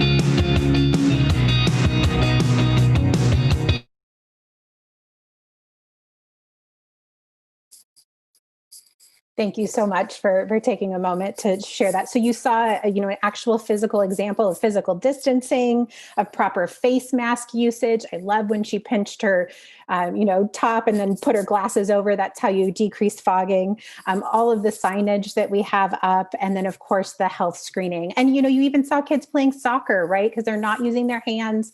They're physically distanced in a field. These are real-time practices. So just much gratitude to the John Cabrillo Learning Hub, all the staff and the students, and that student who is washing his hands washes them better than most adults. He kept looking at the sign and then doing every step. So it was really lovely. Next slide, please. So continuing for our proposed required metrics for minimizing contact and respiratory transmission, we also want all of our sites and departments are provided with procedures for what to do if someone is sick, exposed, or there is an individual who tests positive for COVID. Again, this is so critical to keeping people, away off of our campus to help us mitigate minimize the spread of COVID. So those procedures have been in place, all summer long. We've been practicing them, but we will make sure that everyone's following those. We will also have established protocols for visitors or non-essential people on campus or work sites by appointment only. You saw an example of that with the signage that said health screening, temperature checks here. Anyone coming on campus has to sign in. So all of us who have gone to visit campuses, we all sign in just in case there was a positive case. We would be able to do that communicable disease follow-up. Most importantly, though, one of the most important practices that we can do, and there's been so much public health messaging from California Department of Public Health about our health promotion practices. We really want to minimize the outbreak of any other health issue during the midst of this global pandemic so that we don't overwhelm our healthcare system.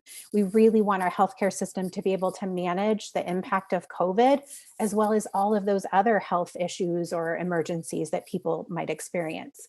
So our immunization clinic is open year-round, and we are also providing children with flu shots when they come in for their regular immunizations through the Vaccine for Children's program. We've got free flu clinics that have been offered and continue to be offered throughout the fall. We've held 3 already, and we've served over 200 people 4 years and older. We've got 2 more clinics planned and probably a few more depending on demand. And then also our employee TB clinic is also open year round. Next slide, please. I'll show you some examples of this. So on the left is the free flu clinic that we held in partnership with HealthNet. This was held at John Still K-8. And I want to say we were really intentional on the sites and the areas where we're holding these flu clinics. We really wanted to look at our communities that are most heavily impacted by the health inequities and disparities of COVID. And so this was held in the 958, 2223 kind of area that when you look on that Sac County map, you will see is very impacted. And then this is a snapshot of the posters out in front of our immunization clinic. It's right next door to the Cerna Center. Everything's online, so families can easily register. We can do all of that paperwork beforehand so that we make this safe for our community members as well as our families. So you can see this is in English and Spanish. Families pull up and park right in front of this. They text the number or call that they're here.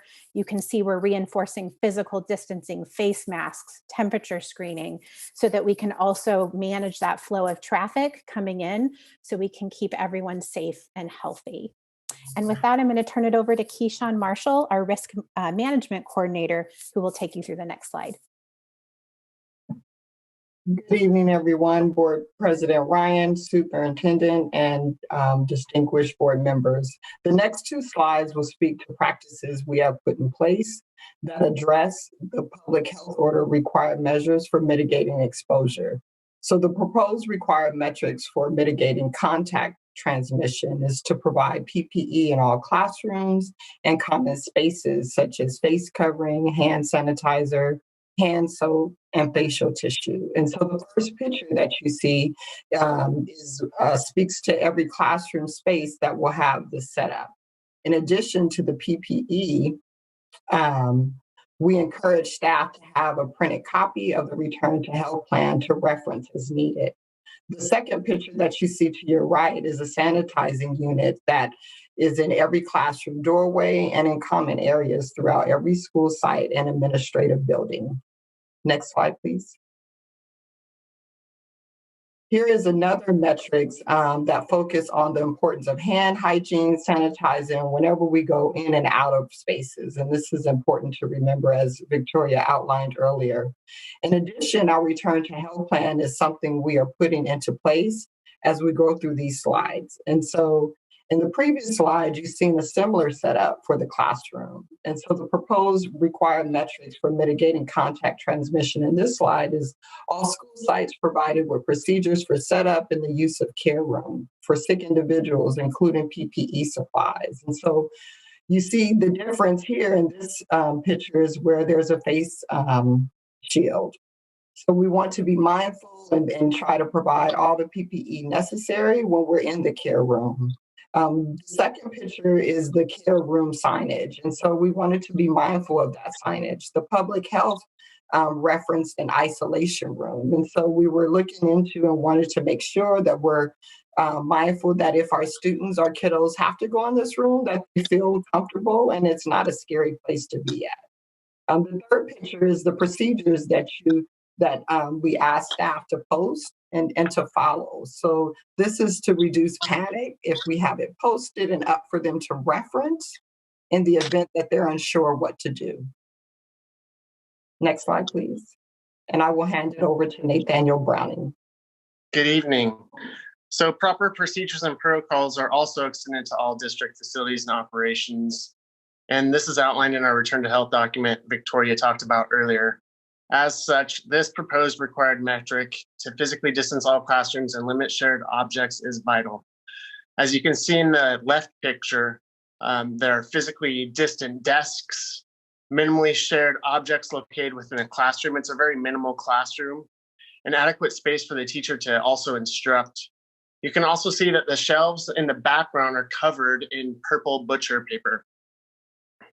On the picture on the right, you can also see another picture of how we've covered up those shared items. Next slide.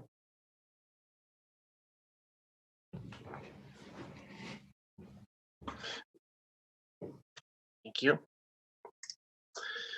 Another metric, required metric, is the required daily disinfecting schedule for custodial staff at each site.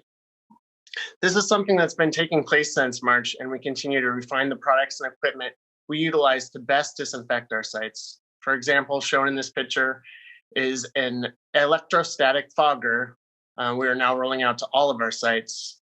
I'm really excited to share that we'll be utilizing this project because it greatly improves the speed and coverage for our disinfecting efforts. The disinfectant is fogged into an area and it statically clings to all surfaces within the room. Next slide. The next proposed required metric is the development of a signage map for each facility within the district. These maps will outline various sections within the site and outline the type and quantity of each sign that is needed in a given area. Next slide.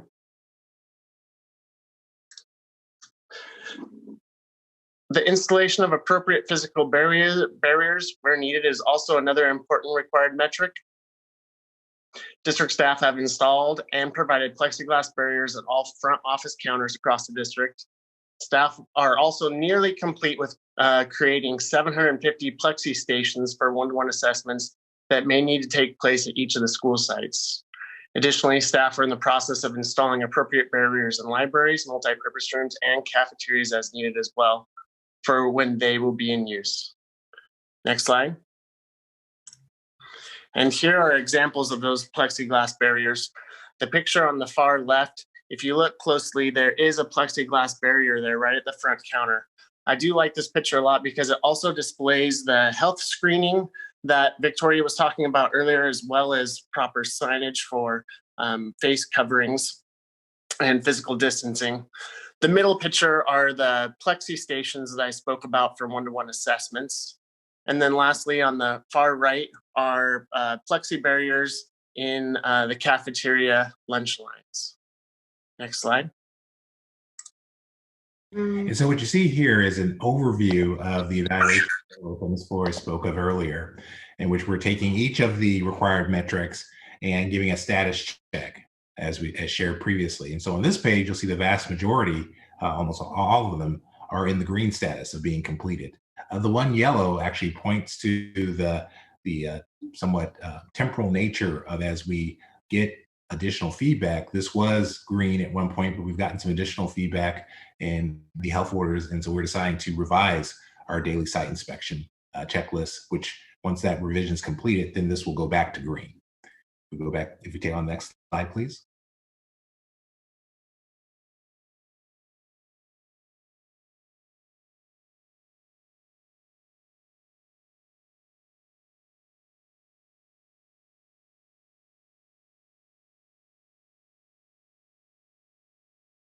Sorry, these next items are also progress reports on required metrics as well. You see many of them are in progress, but they are finalizing or near being finalized, and so will be marked as completed when that time comes. Next slide. All right, so now we wanted to talk with you about these above and beyond metrics for minimizing or really keeping COVID away. And this is really where we're relying on that scientific guidance combined with what's in our control, what can we measure, and what do we have the capacity to do. Again, grounded in reducing the risk to the lowest level possible. So these are things where we felt like the public health order was a little vague, or we just felt like these were really important measures. So this first one is our first proposed metric for you to consider is monthly COVID-19 testing for all staff during work hours. So at any of the free Sac County public health testing sites throughout Sacramento County. So no matter where you live, there is a testing site near or within your area. Of course, employees may test more than once a month, particularly if they're experiencing symptoms or they've been exposed, or should they just choose to. I've tested twice so far. It's not as bad as people make it out to be. And it's really about that social compact of, I make sure I'm safe to be around you, you make sure you're safe to be around me. The next measure that we wanted to also propose was to in relation to this is to publish a district dashboard of positive cases of individuals who are physically present at a work or a school site. Sac County Public Health already does this for us for our whole community by zip code. So we're able to see, the differentials in zip codes of community spread. This would just be another added layer where we could see how that was showing up at our physical work sites or school sites as well. Next slide, please. And so again, on that frame of mitigating contact and respiratory transmission, another above and beyond metric that we're really encouraging the board to consider is requiring face coverings at all grade levels, preschool all the way through adult education. So this is a place where the guidance from California Department of Public Health said all students 3rd grade and up are required, and 2nd and under was strongly recommended. But we really feel like the science is becoming very clear on how effective face coverings are in stopping the spread of COVID when COVID's present. And so we really want to strongly encourage the board to consider all grade levels. And Nathaniel's going to take you through these next metrics. And as Victoria has said a couple times now in the presentation, our obligation is really to reduce or eliminate risk to the lowest possible level. As such, the next above and beyond metric is that all district facilities have an increased ventilation as outlined by the American Society for Heating and Air Conditioning and Refrigeration Engineers. Sorry, American Society for Heating, Refrigeration, and Air Conditioning Engineers. I said that correct, ASHRAE. That includes reprogramming all HVAC units to continuously run when doors and windows have been opened, fully open all dampeners to allow for the maximum draw of outside air. This is important because before COVID, all of our HVAC dampeners were open around 10 to 15%, which means that the air exchanges had about 10 to 15% of outside air coming in. Right now, those dampeners are fully open, so all the air that's coming into the classroom and all the exchanged air is fresh outside air. Another subcomponent to that is replace all filters in our HVAC units with the highest MERV rating filter that the units are designed for use. Next slide. It's important to note that ventilation metrics are noted as above and beyond requirements because there are little to no requirements outlined for ventilation in schools. But we feel it is very vital to have this as a component to mitigate the coronavirus. As you can see here, the CDPH guidance illustrates the lack of requirements or even guidance to a large degree, and our need to interpret that is best for the students and staff. Facility staff have taken this issue very seriously and painstakingly reviewed literature and options to best address this important area of mitigation. Next slide. As you can see here, these are a couple tasks that staff have been engaged with in the HVAC department. On the far left, an individual is replacing a MERV filter in a unit. We are changing filters out 3 times this year. Typically, we do that once a year.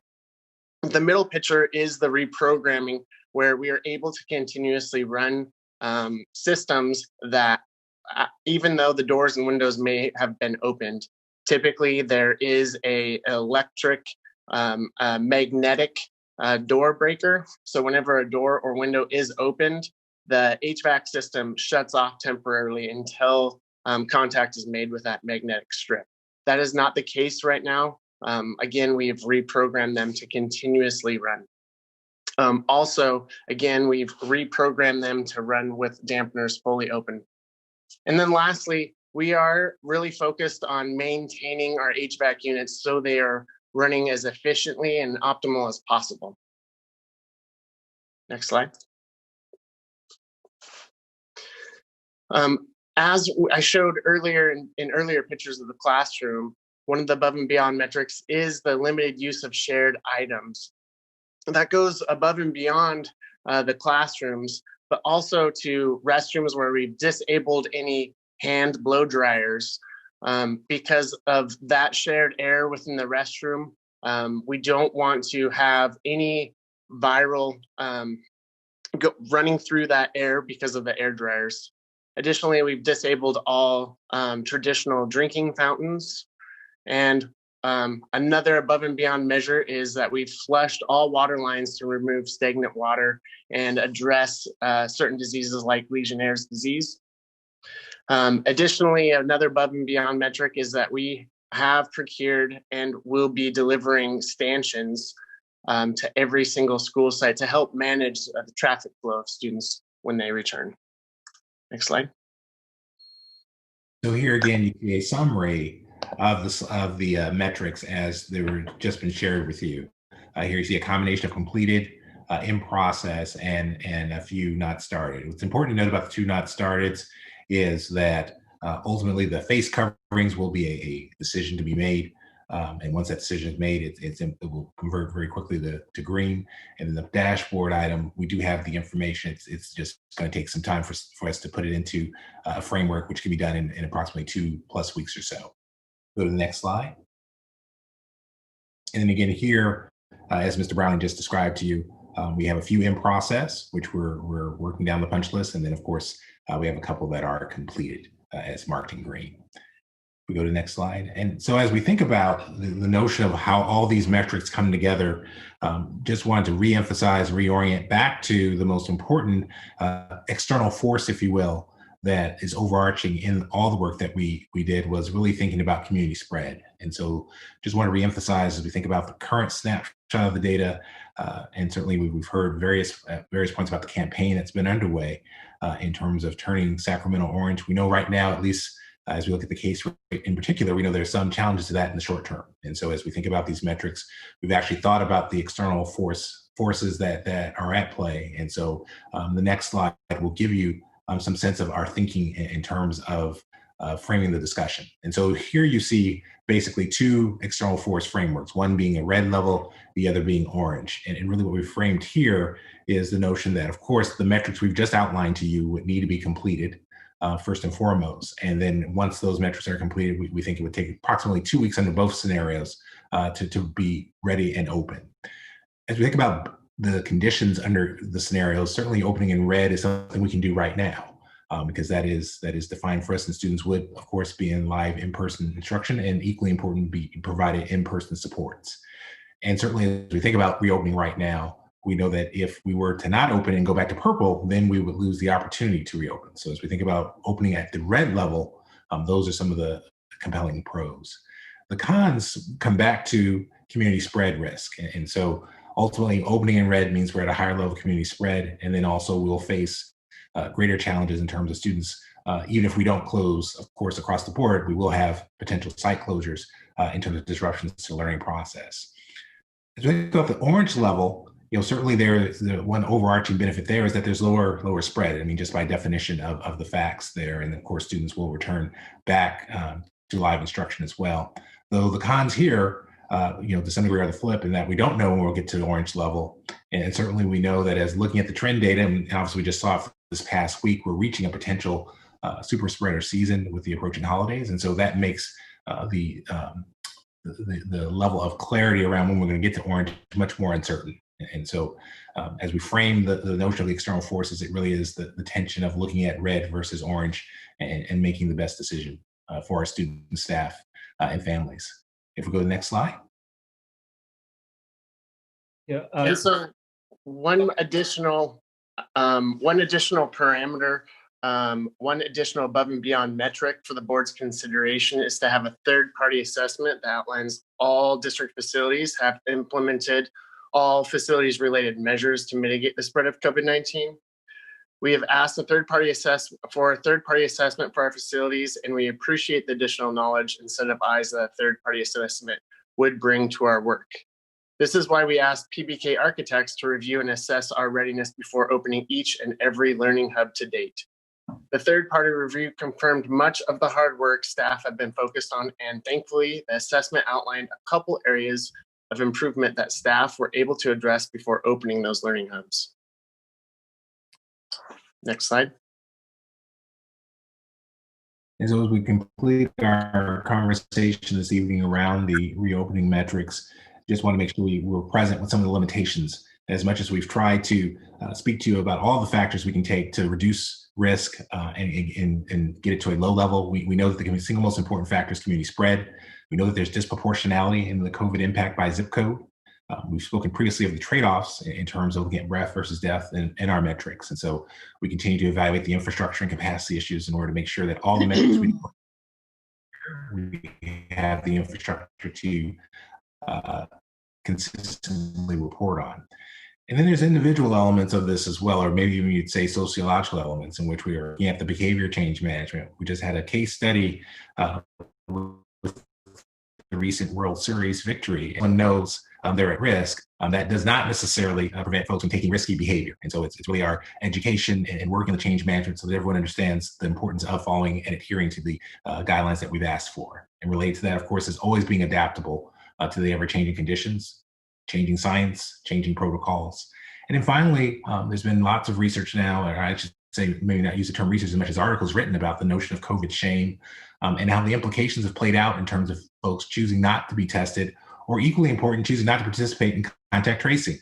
And we recognize that in order to build safe conditions for everyone, we all have to be willing, as Flora spoke to this earlier, all have to be willing to do our part. This is as much about individuals and all of us collectively looking out for each other in order to create conditions of safety and low risk that we know are needed in order to bring everyone back here safely and with the minimal risk of becoming infected. If we go to the final slide for this presentation, what we look to do as next steps is obviously the conversation to follow with the board. Continuing, literally every day we're processing potential new metrics based on experience across the conditions we're in and public health guidance. Building the infrastructure, which we've got several parts of that infrastructure built, but we have more parts to build, and then communicating the purpose of, to again, encourage everyone to adhere to the metrics where they require behavioral change to some degree, and then the results. so that we keep our staff, our students, our families, our whole community informed of how things are progressing. And with that, I'll end the presentation and turn the conversation back to the board. Thank you, Mr. Harris. President Ryan, if I could just add my comments here. Just really wanting to thank again the tremendous amount of work you can only imagine, but hopefully you've also been able to see the level of cross-departmental work in Sac City Unified that has to take place in order for all of this to come together. And that is something that I want to thank the staff from lots of departments that have been working very closely together to implement some of these conditions of readiness that we are presenting sort of as metrics in that when we think of dashboards, we think of metrics, but really we also see them as conditions of readiness for reopening. I do want to just again thank the staff, but also for the board and for our community, make a distinction again between those that we are very clear are required per public health orders, and then adopting another set of measures that we think are above and beyond those public health requirements, but that are within our control to impact, if you will, because we have the ability to implement some of those protocols. And then of course the interaction with where we stand as a county in terms of the color, the tier color that we're in. I do want to just clarify and reiterate the point that Mr. Browning made about a third-party assessment. That one comes sort of as a standalone, if you will, in that we don't have control over that. We're not the third party, if you will. And so the question for the board for your discussion is as a metric that we don't have control over, that certainly is not required by Sac County Public Health or CDPH. We're not obligated or required to submit any kind of certification that verifies that we have put in place any of these protocols. The discussion point for the board is how does the board feel about adopting that type of measure, if you will, that is not dependent on us, nor do we control the timeline for that or the work itself. We did choose to implement that measure for our learning hubs, as you heard, and largely that process confirmed that we had put in place the measures I do want to just recognize very quickly many individuals that attended, some of our labor partners, some of our representatives from our district advisories. We had board members, we had members of our legislative delegation as well, and representatives from the state capitol attend a series of learning hub tours. And as you saw in the video and most of those pictures, those are not actors, those are actual students and individuals that are right now participating and supporting our students through supplemental supports as they are engaged in distance learning. But you are able to appreciate in real time and in person what those measures look like. And again, I just want to thank the staff for all of the cross-departmental work to make this happen. And so as we get into the discussion from the board, I just want to make sure that if we need to, we just take a pause and make those distinctions between requirements from public health orders, measures that we believe we owe to our community that are above and beyond those measures, the interaction of those two items with the tier that we happen to be in as a county, and then the need for a discussion related to the interest and direction about a third-party assessment that is important for us to hear from the board. Thank you, Superintendent Aguilar. I'm having a bit of challenges with my internet, so my apology if I freeze. At this time, we are going to go to public comments on this item. Yes, we have 3 written public comments. And the first is a combined public comment from Renee Webster Hawkins and Angie Sutherland. So I'm setting the clock for 4 minutes.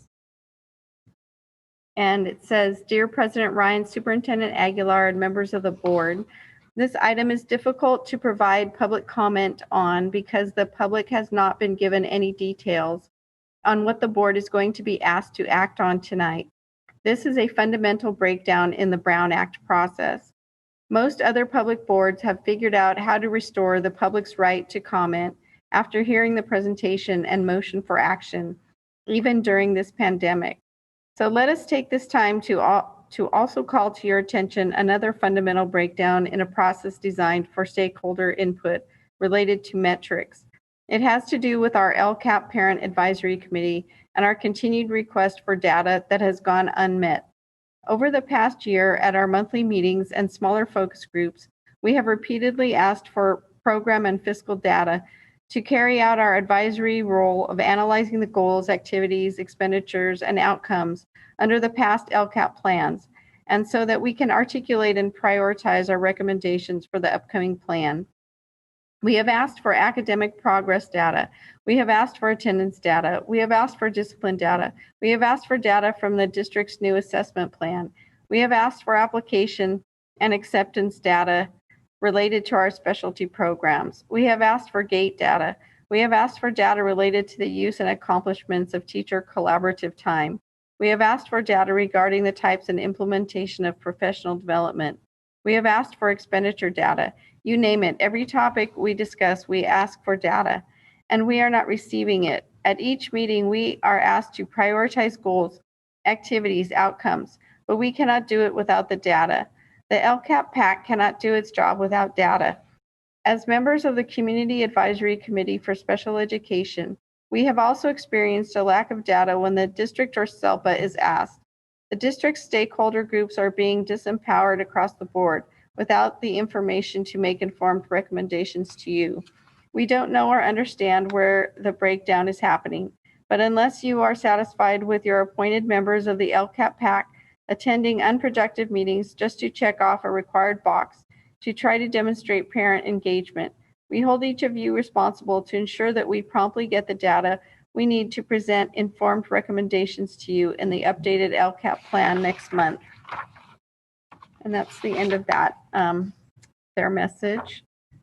And the next public comment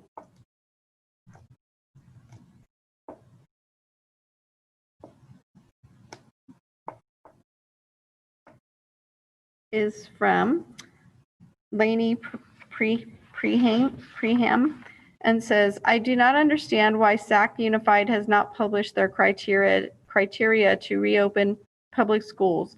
Without clear published criteria, the steps to reopen schools are elusive and ever-changing. Most families in the community have been more than supportive in this time of the subpar distance learning situation, but enough is enough. Sacramento has been in the red tier since September 29, which allows for schools to reopen. The CDC plainly states that there are, quote, many known and established benefits of in-person learning, unquote, and that, quote, schools should also consider other aspects of students' risk and well-being that arise when schools do not reopen for in-person classes, unquote. Still, SCUSD is silent, and so the gap widens for our children. The city's private schools have been back for weeks. Community programs have sprung up to assist families with the facilitation of distance learning. Daycares are open. Many families have banded together to ensure their children's needs are met and are hiring tutors, teachers, facilitators. The common denominator to all of these things is resources. A vast majority of families cannot enroll in private school or hire people to assist their children with distance learning. Those who have the resources are using them. Those who do not have the resources cannot. The equity gap is widening to a point that makes zero sense, and the ones who are paying the ultimate price are the children. If parents cannot get answers about the plan and criteria to return to school, then the only viable option I see as parents is to strike until SCUSD produces the criteria. If we don't send our kids to school, then no funding will be allocated. Unfortunately, this is the only option I see as a parent to actually see any progress. And the last public comment is from Nikki Malevsky and says, "Good evening. I'm Nikki Malevsky, the first Vice President of the Sacramento City Teachers Association. We are very concerned that these, quote, reopening metrics, unquote, are coming before this board to take an action vote upon tonight when absolutely zero information about this item has been made available prior to this meeting. The board packet and webpage contains only one page on item 7.2, and it has no actual information about this plan. It does say that, quote, the goal of this presentation is to share those measures with the Board of Education for feedback and adoption, unquote. How can you as board members give feedback and take action on something you've never had the opportunity to properly review? And obviously, it is impossible for the public to make any comments upon these, quote, reopening metrics, unquote, that no one has seen before you vote upon it. This violates the purpose of public board meetings. I urge you to demand that Board President Ryan, Superintendent Aguilar, and the rest of the Board Executive Committee properly agendize items and ensure that staff makes available to you and the public the documents for which you are being asked to take action upon that allows for the public to also view said information and make comments. The health and safety of our students and staff is too important for hasty, non-transparent decision-making." And that's the final public comment. Thank you, Anne. We're going to go ahead and open it up to board member questions and comments. But once again, I want to reaffirm that this is a discussion item only, not an action item. I hear loud and clear the frustration of the public that we did not, neither the board nor the public, have access to the reopening metrics that were being discussed tonight in a timely fashion sufficient to be able to provide comment. Therefore, tonight we are receiving the information, we are discussing the information, but we are not taking action on the information. That will ensure that the public and all stakeholders have sufficient time to be able to provide their input before the board adopts a decision. Board member questions and comments. Board member Wu. This comment is for Nathaniel. Thank you, Nathaniel. In the you mentioned that the third-party consultant that we acquired to do the reviews on the learning facilities had 2 comments, I believe it was, that you said, and you're going to ask us to possibly approve a third-party contract for the our other facilities as well.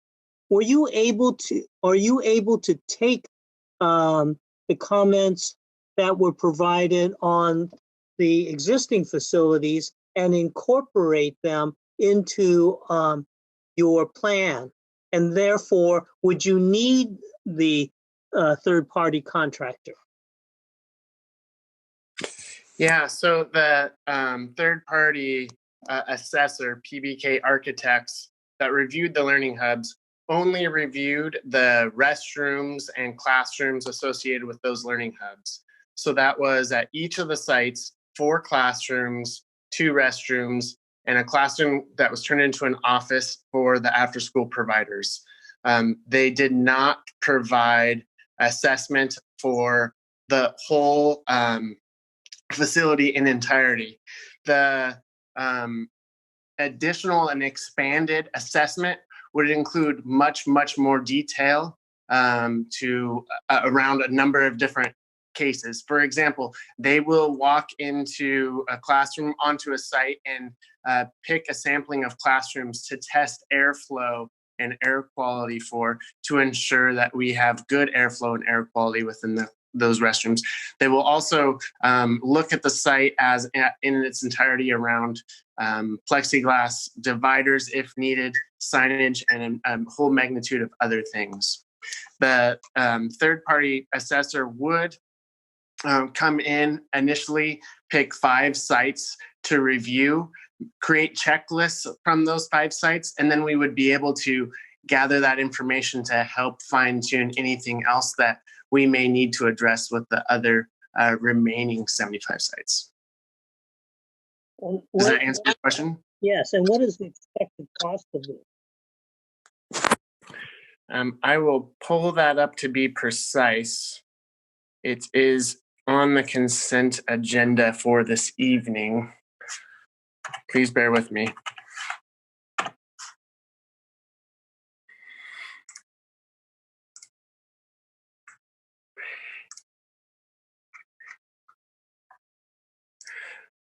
The cost of the assessment, it is just under $500,000. I'm almost there. I have the exact amount for you.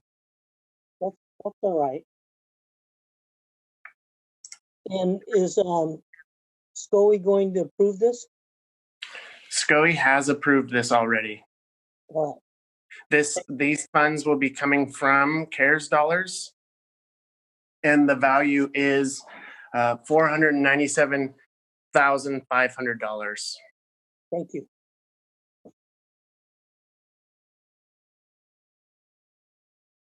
Nathaniel, keeping in line with that question, I do want to ask, this third-party contractor that is validating and doing a deep dive review of the safety practices and potential areas for strengthening our learning hubs.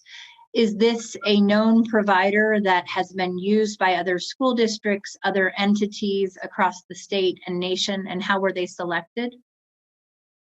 Yes. First, they were selected out of our pool of architects. We sent out an informal RFP to that pool and received interest back from 3 architects, one of them being PBK Architects.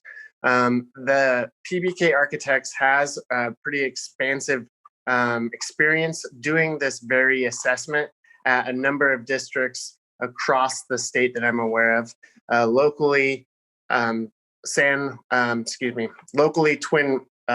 Juan Unified, Natomas Unified. I know that they've done San Bernardino and a number of districts throughout the valley from north to south as well. Thank you for clarifying, and we'll go to Michael Minnick. But once again, we are using this third-party entity as an additional safeguard and checks and balances, not required, but to ensure that we have done the due diligence necessary.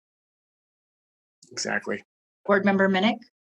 Thanks, President Ryan. So a couple things. One, I heard the frustration in some of the public comments, and I appreciate Superintendent Aguilar moving this to an information item tonight, because I think we need to make sure that the public has a chance to see this information before they can speak on it. So part of the frustration with this new way that we're operating in our meetings is that we have to cut off the when public comments are submitted, so it's not as authentic as it is when people can do it in real time. So I apologize to those who submitted comments that were kind of no longer relevant because we changed how we were presenting this, but we're kind of figuring this out as we go with this new system in distance meetings here. I do appreciate the focus on not looking at a specific date to reopen, but more on the what we need to do to make sure our kids are safe and what our staff is safe. I keep hearing of this district and that district, we're going to reopen on November whatever, which is all fine and good, but this virus is changing and moving, and we keep seeing things happen in different communities at different times. So I really appreciate the focus on just making sure not when it's going to happen, but how it's going to happen.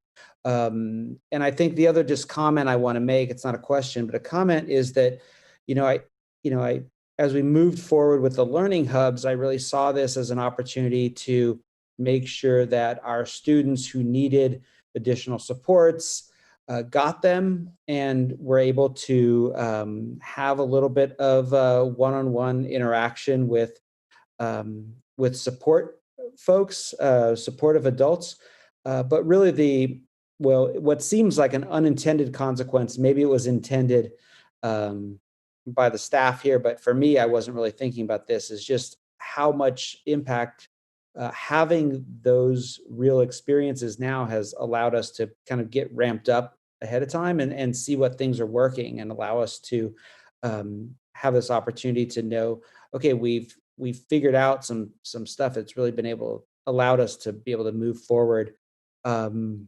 What I saw in the presentation tonight was really some great visuals that made me feel much more confident about our kids coming back. I saw some things that really put my mind at ease.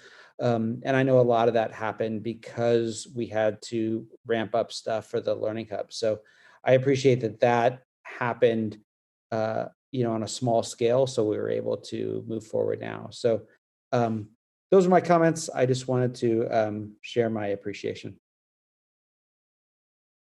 Thank you. Do we have other board members with questions and comments? Board Member Pritchett, Board Member Garcia, Board Member Morawski, Member Vang. Thank you, President Ryan. And I just want to say, give the staff mad props, for the work that they've done. When we see the video, we see the kids that are, washing their hands, and the other thing is, this has really been uncharted territory, and our staff has become the experts in this. So I just want to say, what a great job they're doing. I do have some questions, and I wanted to know, in regard to the screening, the health screening that's taking place at the sites before kids are going in, who is doing the screening and how have they been trained? Would you Hi, like Victoria. Hi there. Hi. So right now, because it's our expanded learning partners who are running that program, it's their staff. And so we did a really extensive training with our school nurses, myself, Nathaniel Browning, Keyshawn, for all of our expanded learning partners, talking about all the components of the Return to Health plan, including the screening. So they're really simple questions. And we even did that training for the parents, because our goal is to actually not have to turn anyone away because you stayed home, because right, if I have a symptom, someone's sick, I've been exposed, I don't even come. But of course, we have had students come who either maybe were temporarily, had a higher fever, we pull them off to the side, let them cool down, scan them again, they're okay. Or we've had students who, got sick, and we used those care protocols and got them home. All of our Learning Hub partners, all of our schools are a text away from a school nurse or our lead nurse or our health services coordinator, who's also a nurse. So we are all in this together. We answer and we respond right away. But when in doubt, we really want to send students home. We want to give ourselves some time and some grace. Then we can work with that parent or guardian and figure out, if a kid is really truly going to have a fever, many of us who are parents or caretakers, we know they're going to start to feel really lousy and they're going to spike that fever. If they don't, that's okay. Then they're able to come back. So with the possibility of opening schools, later down the road, do we have a plan of who on staff would be responsible for that task? Or is it we're just kind of working through this at the moment to try to figure that out? We're working through some technological ways that will help us efficiently and effectively screen students. And so we are continuing to push forward on all those plans, but our backup is we have a lot of handheld thermometers. We've got enough for, I think Keyshawn can speak to this, almost every classroom. So if need be, we've got lots of different scenarios in our head, depending on when we can get access to these items and what technological advances we can employ. Okay. And then before you go, Victoria, I have a couple more questions for you. In regard to the flu clinics, are those only open for staff, or is that open for community members as well? Whole community, anyone age 4 and up. We've had lots of large families come. So if you all need a flu shot, Hiram Johnson, November 10th. November 10th. Okay. And then this question is for Nathaniel. Hi, Nathaniel. In terms of the implementation guidelines or timeline, I should say, how long do you anticipate that it would take to do the type of safety requirements through our entire district at all of our sites? I believe, Member Pritchett, you're referring to the third-party assessment. No, you know how you showed us photos of how the sites were set up with the desks spread out and the plexiglass up, and I know not all of our sites look that way right now. So just wondering, like, do you have a timeline of what that would look like? With the exception of the third-party assessment being completed, we could get all the rest of the facilities and operations related items completed by the first part of December. Oh, that's fantastic. Good job.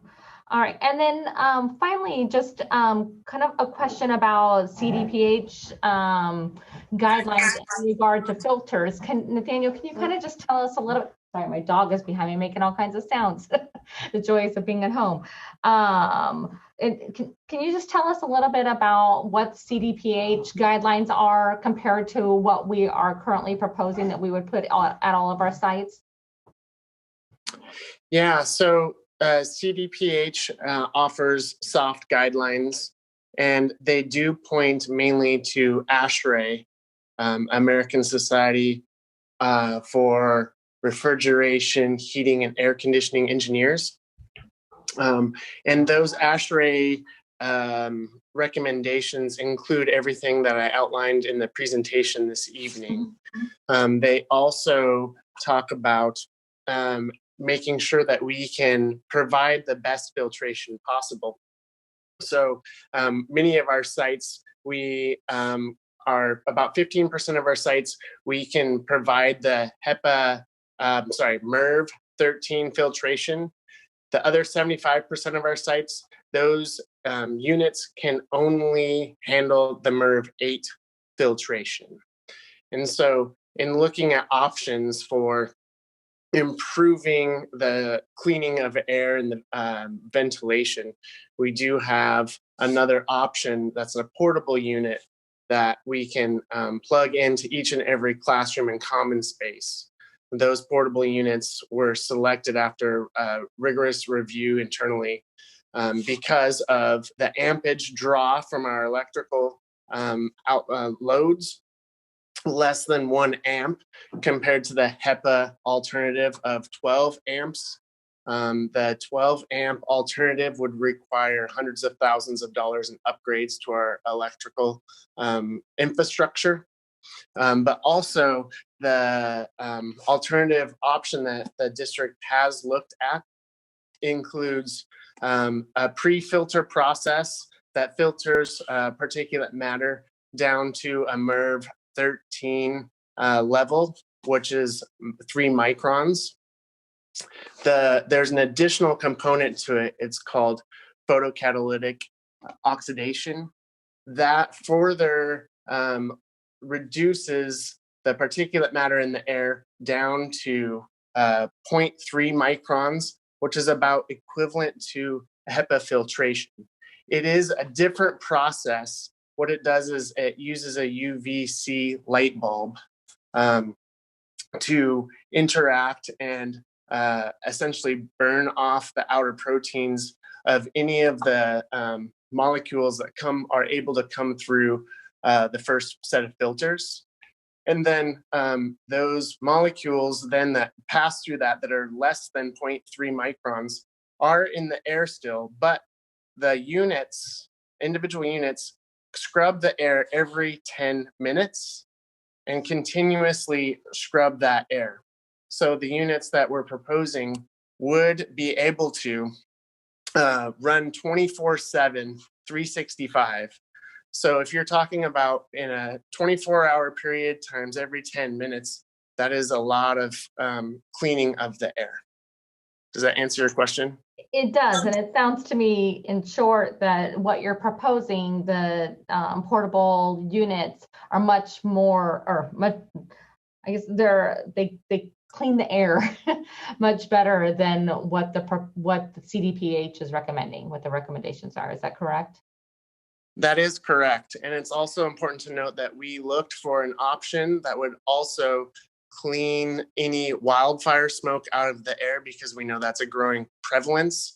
Wildfire smoke, micron particulates are roughly about 2.5 microns. So again, our proposed option would scrub the air down to 0.3 microns.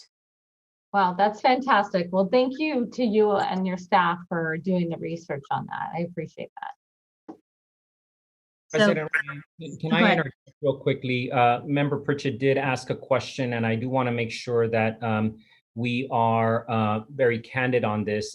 These metrics and the status update on conditions of readiness and what we would propose for reopening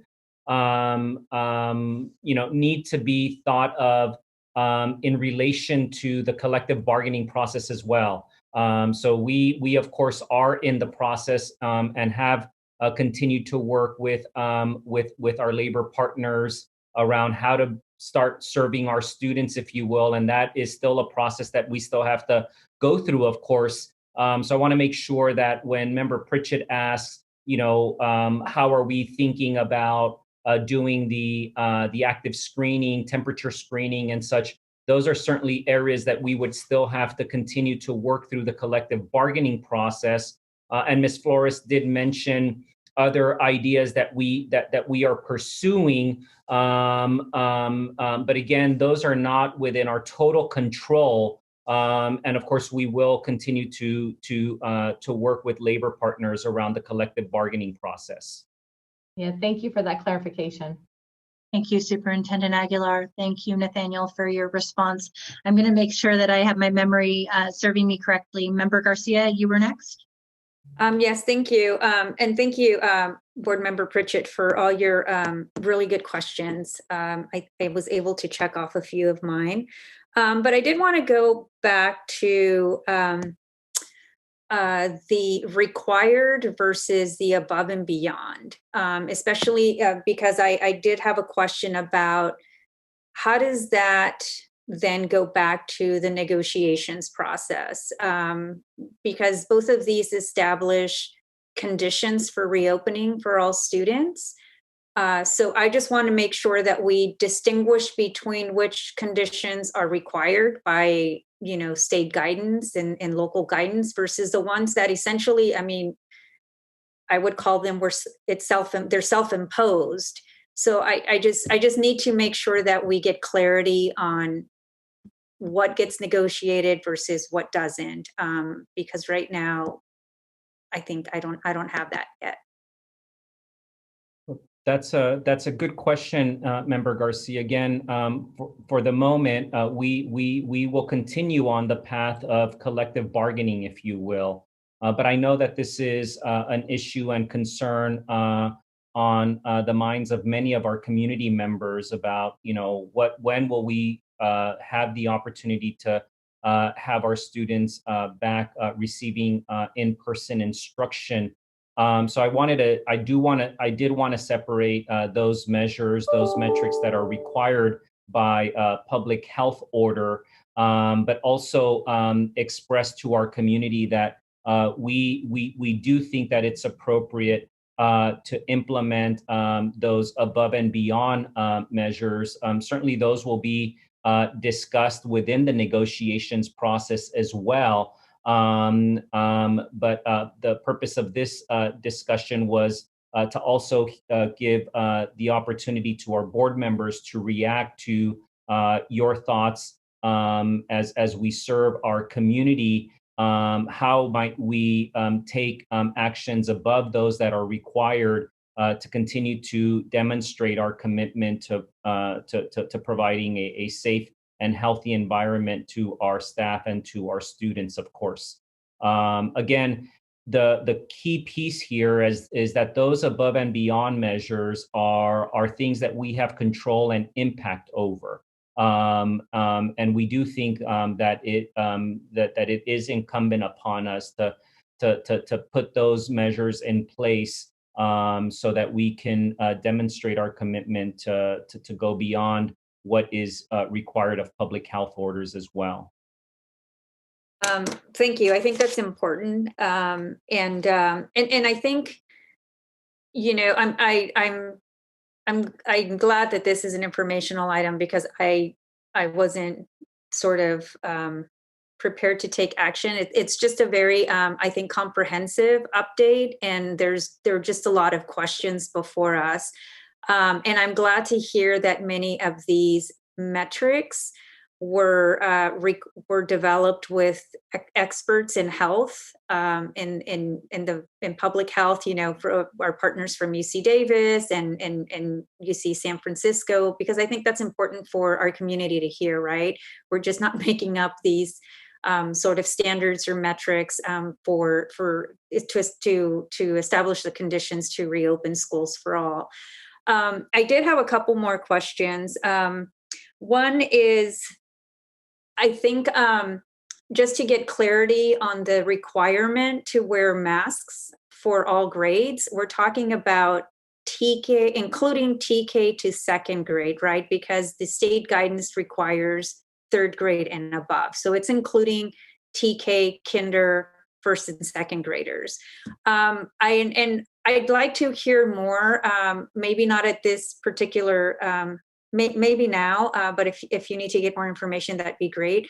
Just to understand more about the research that you've done, maybe talking with experts in terms of, I understand wholeheartedly why masks are important. They're critical in stopping the spread of COVID, but I'm just wondering how well they're used with 4 and 5, 6, 7-year-olds. So if you can talk a little bit about that, that would be very helpful.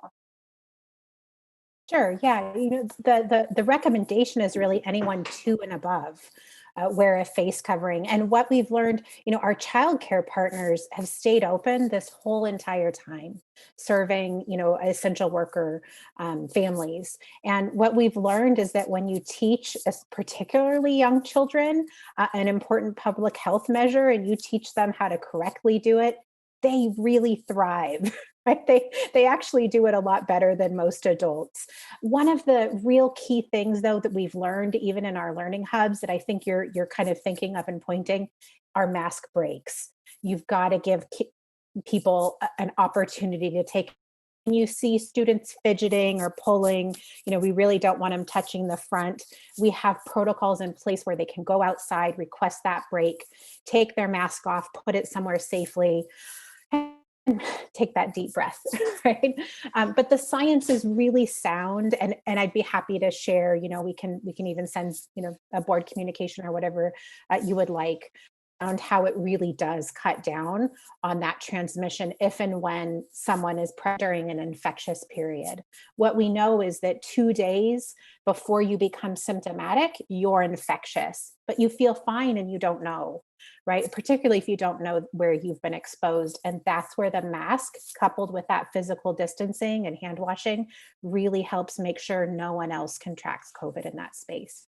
So I think 2 questions that come to mind, and I guess this would be the case for all other grade students in all other grades as well, is for the students who cannot wear a mask for medical reason or whatnot.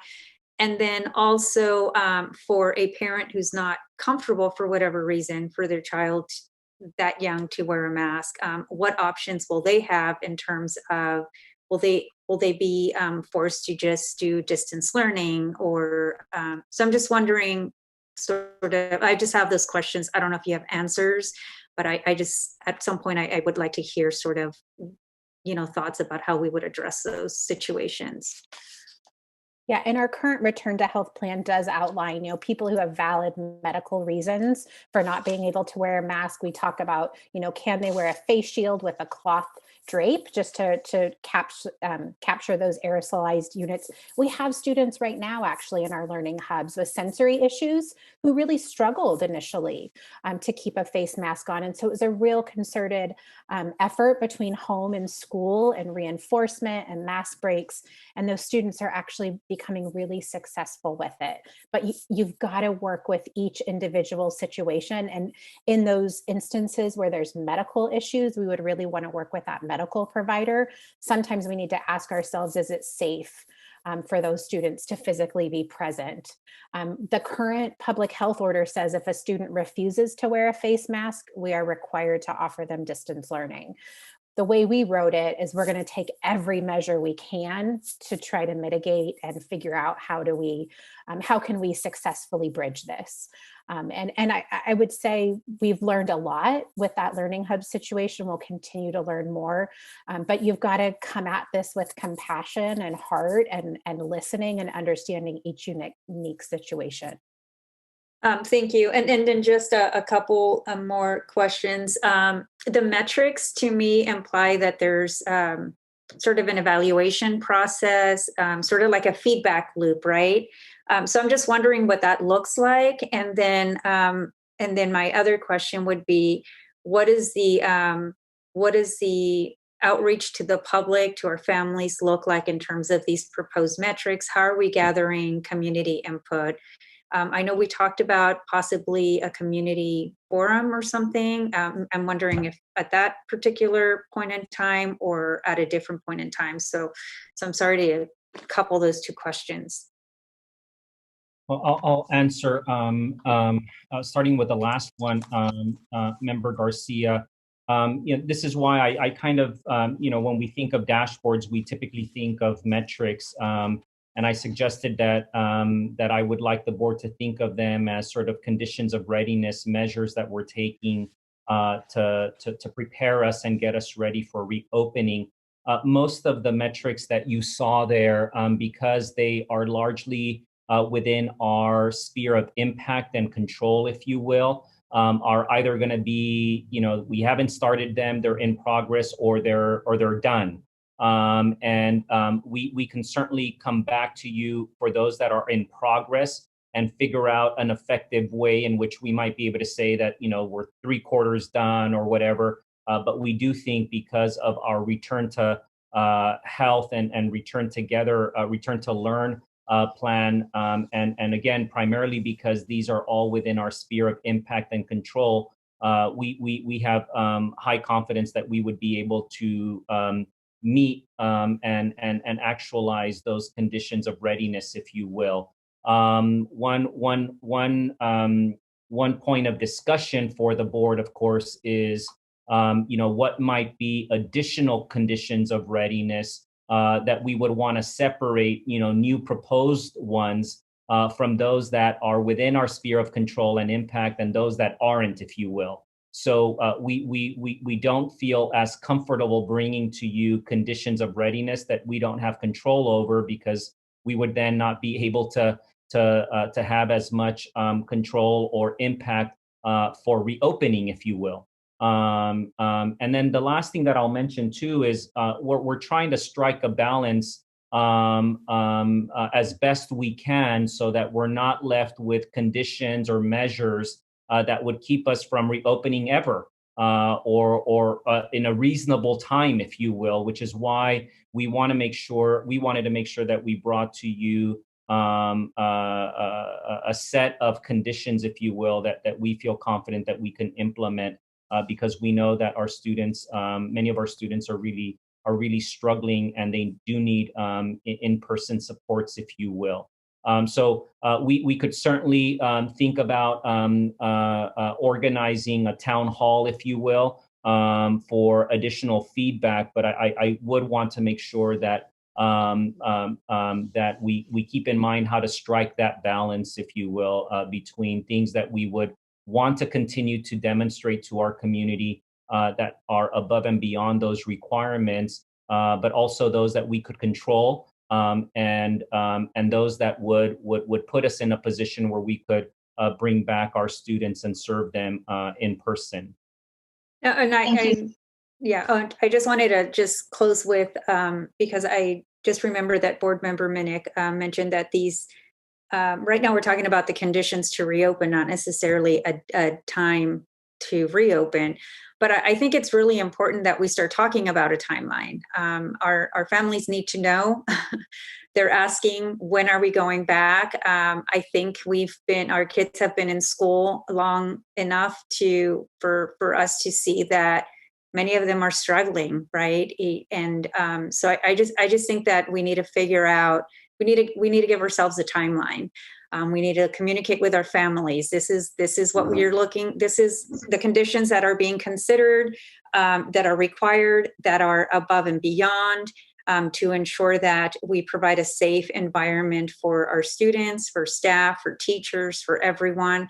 But at the same time, we need to figure out when we're coming back. I know that other districts throughout the state even some neighboring districts are talking about returning to in-person learning in a blended environment in the next few weeks. Others right before the holidays in December, and others well after January, so that they can give themselves that breathing room in case there's a spike after the holidays. So we need to figure out what we're considering for Sac City Unified, coupled with all of these conditions that are being worked on. So I just wanted to share that. So thank you. Thank you, Board Member Garcia. The point about an actionable timeline or a timeline to provide some sense of direction to the community, I think is an important one, and one that I was going to also ask for.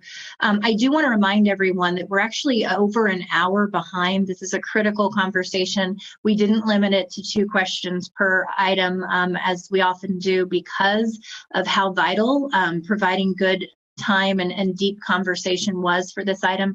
But if we can please be cognizant of keeping our remaining marks brief. I think we're still waiting for Board Member Vang. We're going to skip to Board Member Morawski since Board Member Vang is off camera right now.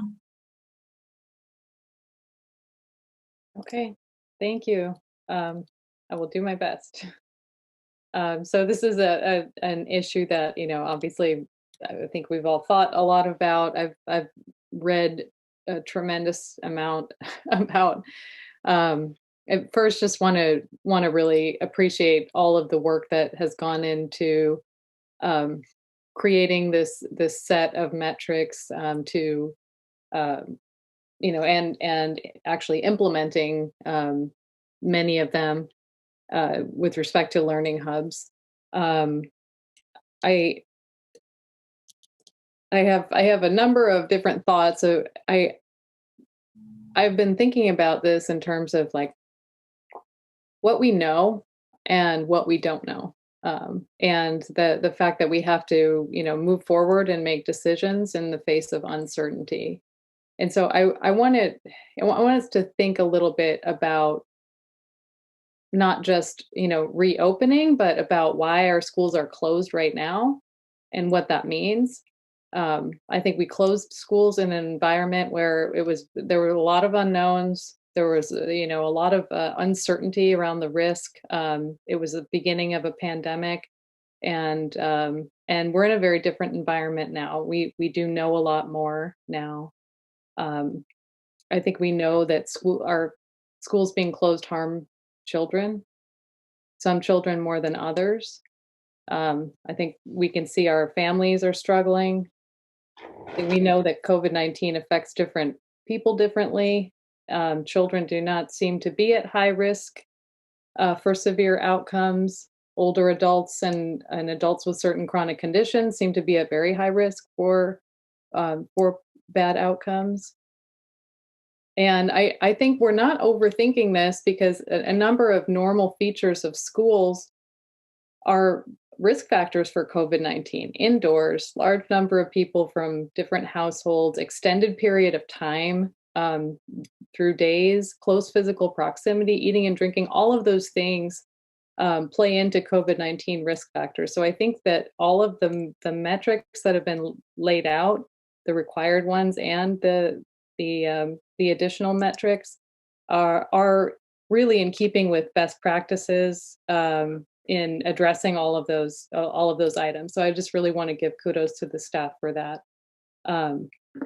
I also really appreciate the point, and I would hammer this home too, about there being 2 ways to lower the risk of COVID-19 transmission at school, and that's by keeping people out of the school who have COVID-19, right? Being able to identify them through health screenings, or being able to use testing and surveillance testing to identify asymptomatic. So that's on the one hand.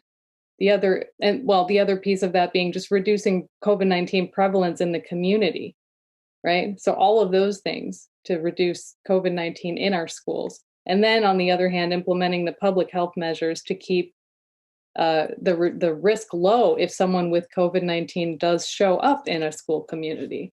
So I appreciate that framing. I think it's really powerful that we have to think about, how we do all of those things. And I don't know if my fellow board members have heard about the Swiss cheese model of disease prevention I've seen this offered for COVID. So it's this idea that you have a number of different slices of Swiss cheese all stacked up together, and and there's all the different prevention interventions that you take.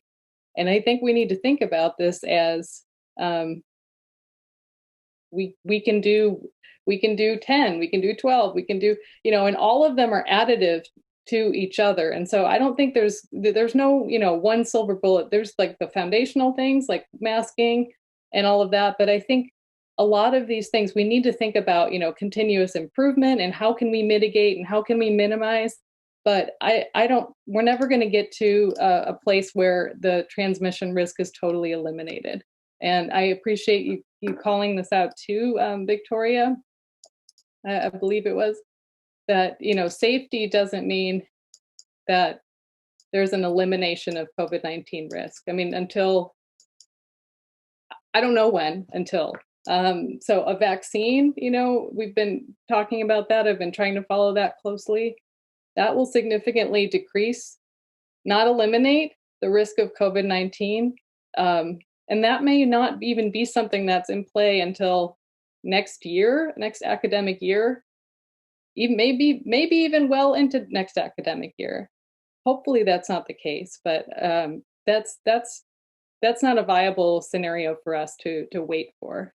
And we know that our state and local officials are not saying that schools should be closed at this time for public health concerns. On the other hand, we don't know some of the long-term consequences of COVID-19. We don't know some of the long-term consequences of the academic, social, emotional, developmental disruption our children are going through now. We don't know how long a vaccine will take. We don't know, if we will have, it doesn't seem all that likely that we will have significant additional resources to catch our children up to support all the remediation that we need to do. So I think we also need to think about that in terms of the urgency of getting our children back into school. So as far as the staff presentation, I really appreciate the videos and the photographs. I mean, I really think it gives our community, it gives me a sense of, all the different components that have gone into it.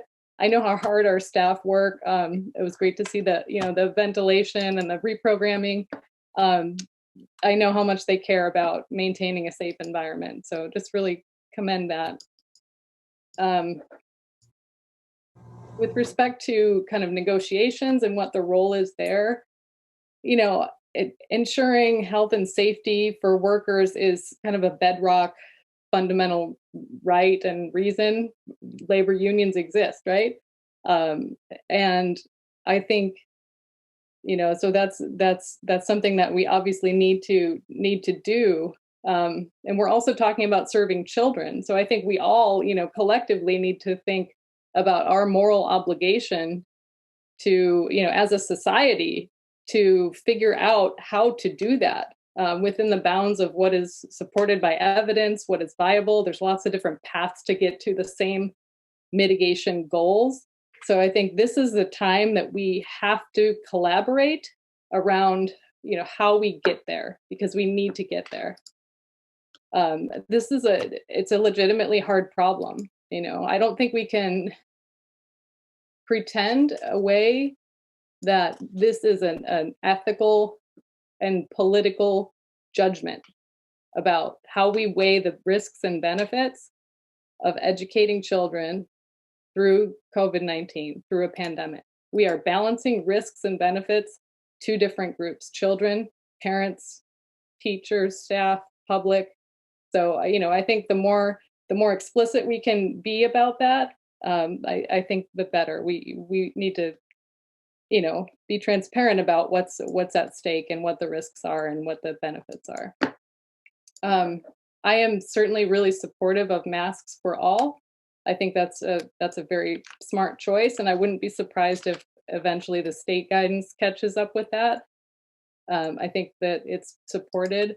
On ventilation as well, I commend the staff for going beyond the state guidance for that, because I think that wasn't really updated after it was widely accepted that aerosols were a significant risk of transmission. The district transparency on reporting, I think, is really key. I think that should also be done at the state level in terms of reporting COVID-19 infections at school sites. And just, I guess, two more comments. I do agree on the idea that we need to look at a timeline. We need to think about where we're at in terms of, we are in red, maybe heading rapidly to purple in Sacramento County. So I think we do need to look at that. If we head into purple, are we planning to submit a waiver for elementary schools to reopen? I'm very interested in hearing more about kind of our readiness in terms of some of the other things and non-health and safety related things like staffing and instructional models. Are we ready to support, if a third of our families want to stay home, what does that look like and how do we support that? And so I'd like to talk more about readiness from that perspective as well.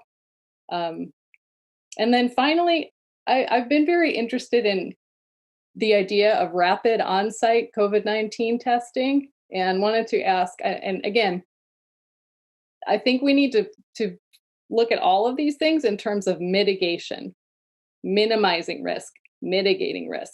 Every step we can take gets us a little bit better, right? But I don't think any single thing should be held up as a roadblock to doing, all of the other things that we can and getting back to school. So just, I want to clarify the context, but I am very interested. I think, if we can really minimize the number of potential, COVID-19 infections coming into the school through this surveillance testing, I think that could be really powerful. I know there's pros and cons. So I wanted to ask whether, how much work has been done in thinking about that, and how can we as board members, or I'm definitely interested, how can we help support moving forward on that? Thank you, Member Morawski, and we'll allow a response to that question, and then we'll conclude with Member Vang. Yeah, I'll keep this brief. So Sac County Public Health, we work very closely with them. We speak with them. Sometimes it feels like daily. And they are getting a rapid COVID test for all schools in our county. It's a test called Binax Now, but it's a very specific use. It's for individuals who are symptomatic. That's when it's most efficacious. So it's not used for routine surveillance testing. We are working with them to submit a waiver to be a CLIA certified lab where we could take those tests, process them ourselves. Results come back in about 15 to 20 minutes. So lots more to learn and come, but they have been sharing this information with us. They've done this with the skilled nursing facilities in our areas. So that's how we were able to target those outbreaks. And we will do everything we can to build that capacity. Okay, wonderful. I'm glad to hear that. And any more preparation we need to think through in terms of, I can't think of the word, confirmation that tests can be given or anything like that. I think that's going to be a really powerful addition. So again, I just appreciate all the work. It's a lot to think about, and glad this is going to be back for adoption next time. Thanks. Thank you. Board Member Vang. Thanks, President Ryan. I'll keep this short because I know we're over. I think my fellow colleagues, mentioned, I think some of the comments and some of the questions were very similar, so I'll just keep this short. I just want to thank you and Superintendent, and also Renee and Nikki for their comments, and I appreciate that we're moving this item to discussion so that there could be a more thorough conversation regarding the metrics. And then I also want to take this time to just thank staff, Vincent and Victoria Flores, for your incredible work, working closely with the Department of Public Health. I think all of us know, Member Morawski, said it best when it's really about, making sure that we find a balance, right? Because we know that our schools are critical places for our students to learn, right? And at the same time, safety is a priority. So how do we ensure that, we're not spreading the virus, right? And so I think my takeaway from this presentation is that, the metrics that were proposed tonight is really to minimize the harm and to maximize the learning benefits for our students, right? And it's about finding that balance. And so I really appreciate the proposed metrics that were shared. And I think Superintendent, you mentioning that this is really about creating the conditions for readiness, right? So folks, because that's what we need to do, right? We want to talk about opening, we have to make sure that we create those conditions.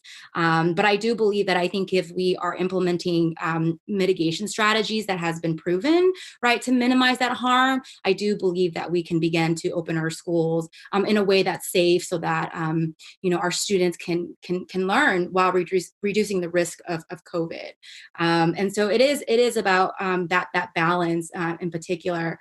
I think for me, just, as a school board member, as someone in this community, it is about hitting finding the balance. But at the end of the day, I still feel like, in our decision-making process of opening school, we got to make sure we center it on our local data, indicating the level of viral activity in the surrounding community, right? And so we got to base it on that. As much as if we want to open or not, we really just have to continue to work with the Department of Public Health for that.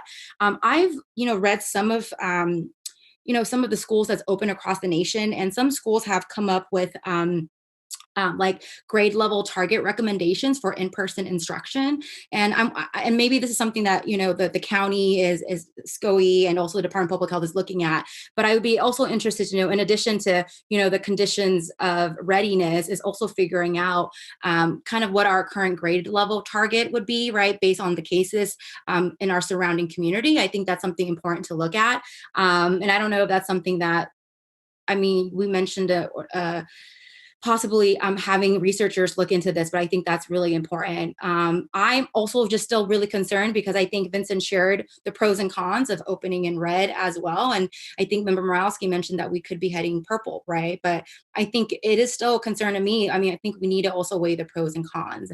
And so this is, I know it's a really, I think as board members, we are thinking about, making sure that we educate our student and that we don't have any learning loss. And at the same time, we're also trying to protect our students and families, right? And that's what we're up against right now. But I really do say that, I think for us to trust the science and let the expert lead on this. And so I really appreciate Victoria for working closely with the Department of Public Health. And I also appreciate hearing that we're working with, UC Davis and other experts as well. And so I just want to say thank you to staff for their hard work.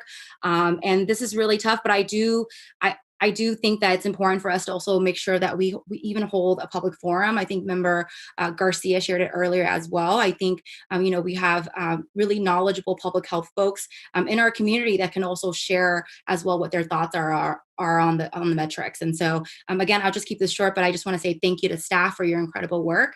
And I think the work ahead is going to be hard, but I think we can do this as a team. So. Thank you, Member Vang.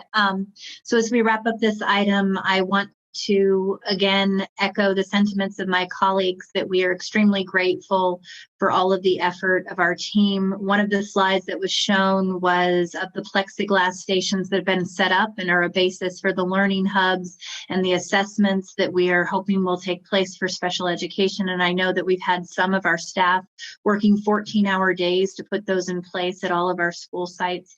I do want to, because I think so many important points were made and questions that I thought needed to be asked, so I won't reemphasize those. But I do want to just close on this one item, which is, as we talk about a plan for reopening our schools and a date for reopening our schools, we have to realize that the most vulnerable of our students among us are suffering today.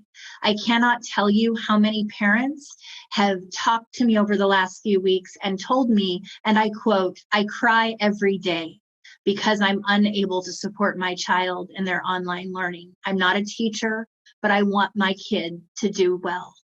And we have to recognize that our learning hubs are only serving a lucky few.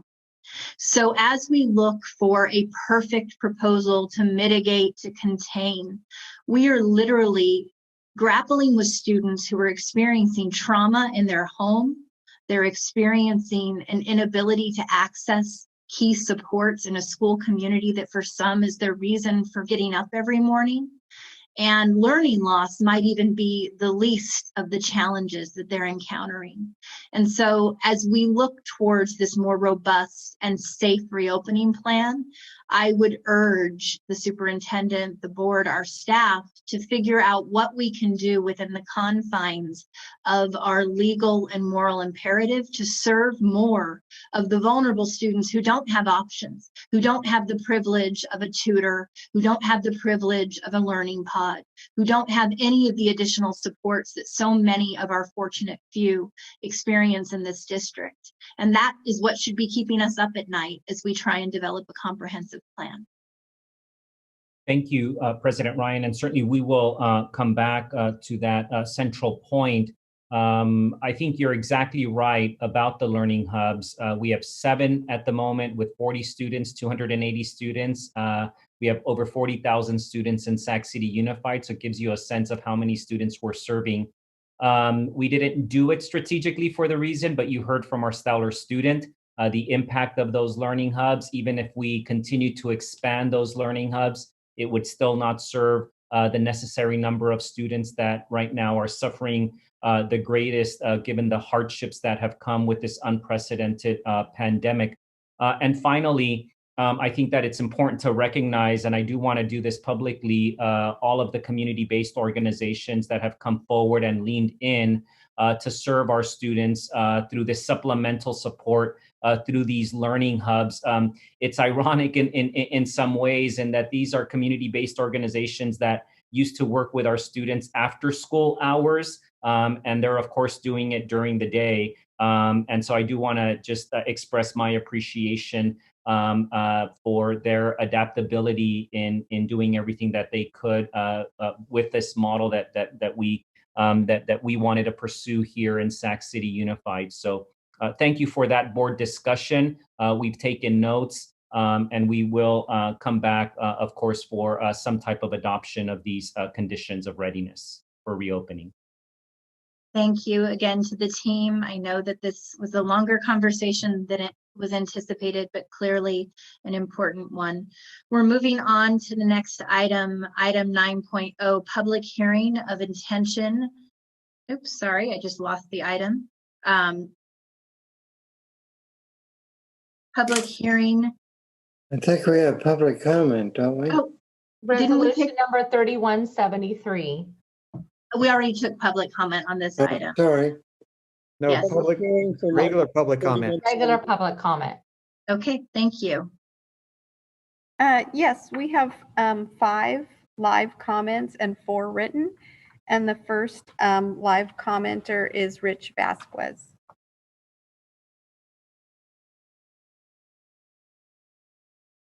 Mr. Vasquez, are you there? And while we queue up for the regular public comment, this is item 8.0, public comment on non-agendized items. Will allow up to 2 minutes per public commenter on items unless we have individuals who are combining their public comments for a total of 5 minutes. Can you hear me? Yes. Yes, Rich, Hello? we can hear you. Again, Rich Vasquez, parent at Hiram Johnson, a student at West Campus. Again, thank you for the opportunity. Again, thank you for that discussion just previously. Again, this isn't a sob story. I'll just tell you my reality. 11 people in one household. a toddler, a newborn, a toddler, first grade, second grader, 10th grader, 12th grader. And, you know, there's all types of stuff going on daily. I mean, how do you want my kids how do you want kids to focus and all that? So it's really, again, it's beating me up. We need to find a hybrid solution or something. Again, being inside, yeah, we won't have the teachers, but at least they're in a space where they can focus and concentrate. Because again, looking at my kids and when they see all this stuff going on in the house, that, you know, what can we do? We can't do nothing. So again, I appreciate that. Let's keep moving on that because it's big. It's going to make a difference in our kids' lives.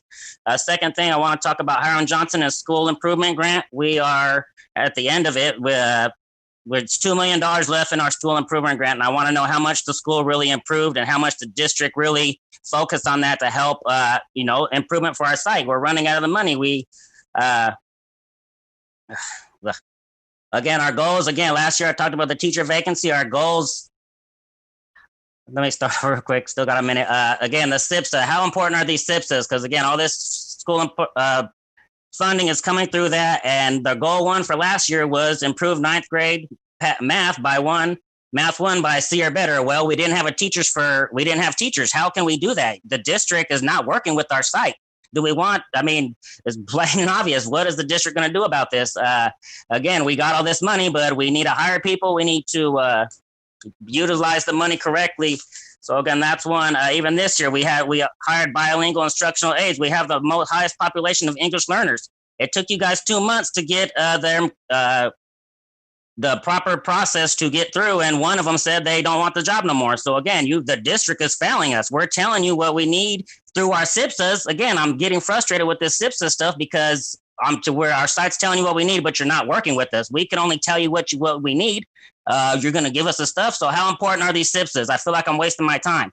Keep putting in us. I've been to 12 already.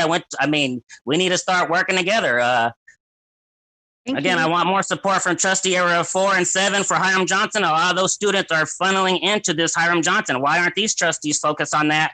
This is the only comprehensive high school in the area. We need more support. We need to quit screwing us. I'm trying to get my kids out of poverty. This is serious stuff. And how are you guys helping that? I give everything. Thank you. Mr. Vasquez. Our next public comment is from Maria Rodriguez.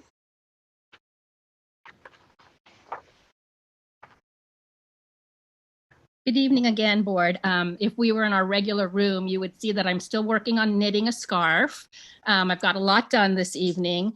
I'm here to thank you all, and not just to speak to you, but also to speak to the public, because I want the public to realize how much work you guys are doing and how good of a job you are doing.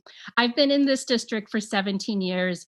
And when I started becoming an advocate, it was before even Trustee Wu was on the board. So that was a long time ago.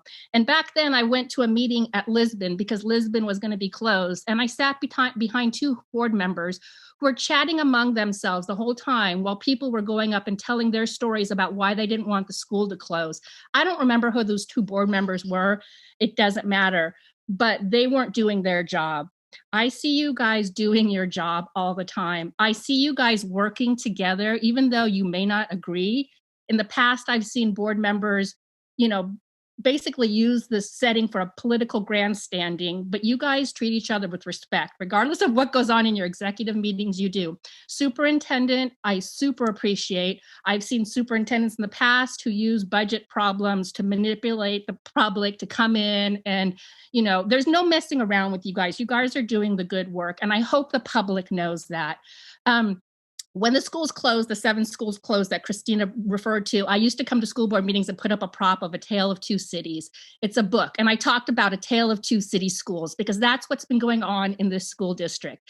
Well, you may not know it, but part of the reason I knit is because there's a character in that book named Madame Defarge, and she knits throughout the whole thing, and she observes. And I have been observing these 17 years, and I am sad that some of you will not be on this board. In particular, I don't know what's going to happen with the elections, but I particularly want to thank you, President Ryan, because when you speak, I know for a fact you're speaking for those children who don't have an option. Most of our kids have options. They do, but you're speaking for those. And because you speak for those kids, you are a target, and you have been a target. And I want the public to know that you are a servant of this of these children. And if I can, I would love to give you my rainbow scarf that I just finished knitting, because the rainbow represents to me all the different students that you're standing there for. Thank you for your time. Thank you, Maria. Ms. Rodriguez. Our next public comment is from Sarah Williams Kingsley.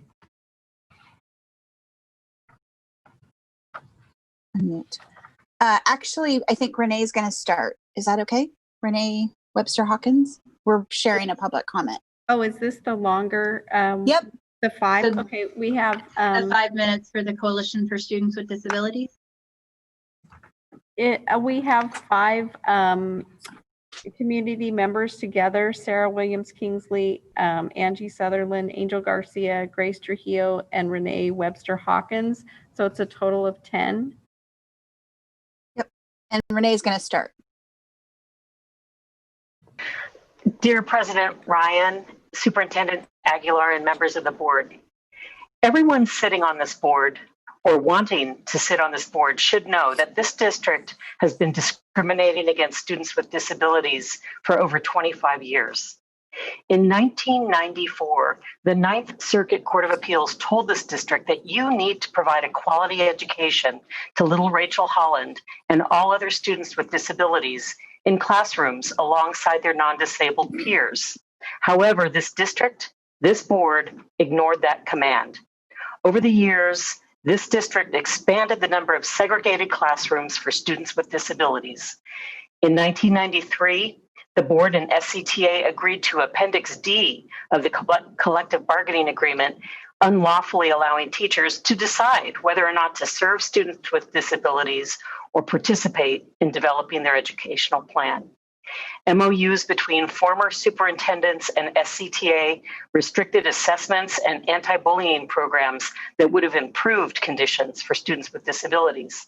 This district and the teachers union have repeatedly bargained away students' civil rights. This must end. We have been cautiously optimistic that under President Ryan and Superintendent Aguilar's leadership, that strategic steps would be taken to reverse this institutionalized discrimination against our most vulnerable students. We've applauded key hires, improvements in curriculum, the launching of a pilot program to provide students with reading disabilities with evidence-based instruction, and the district-wide implementation of skills assessments to monitor student literacy in kindergarten through 3rd grade. The district has embraced the resources provided by the state to begin the construction of a robust multi-tiered system of supports. We especially congratulate the Chief Academic Officer, Christine Beta, for providing district-wide professional development and universal design for learning at the beginning of the pandemic to help all of our teachers engage our scholars in virtual learning. Unfortunately, we are all now bearing witness to how the negotiating process between our district and our teachers union is once again throwing our students with disabilities against the curb. On October 14th, 7 months after the pandemic began, the district acknowledged that it was failing the child fine responsibilities under the Federal Individuals with Disabilities Education Act. In the district's in-person assessment proposal to SCTA, the district admitted that you were illegally denying hundreds of children the comprehensive evaluations that they are entitled to under the law to plan and receive their educational services. The district's plan sets a, quote, goal of reducing the backlog of overdue evaluations by 20% each month while keeping abreast of current demand. But this goal is illegal, as every single one of these backlogged cases represents an actual student whose rights to a public education are being denied. Any agreement that enshrines a goal that delays any student's already late evaluation until April 2021 is unacceptable.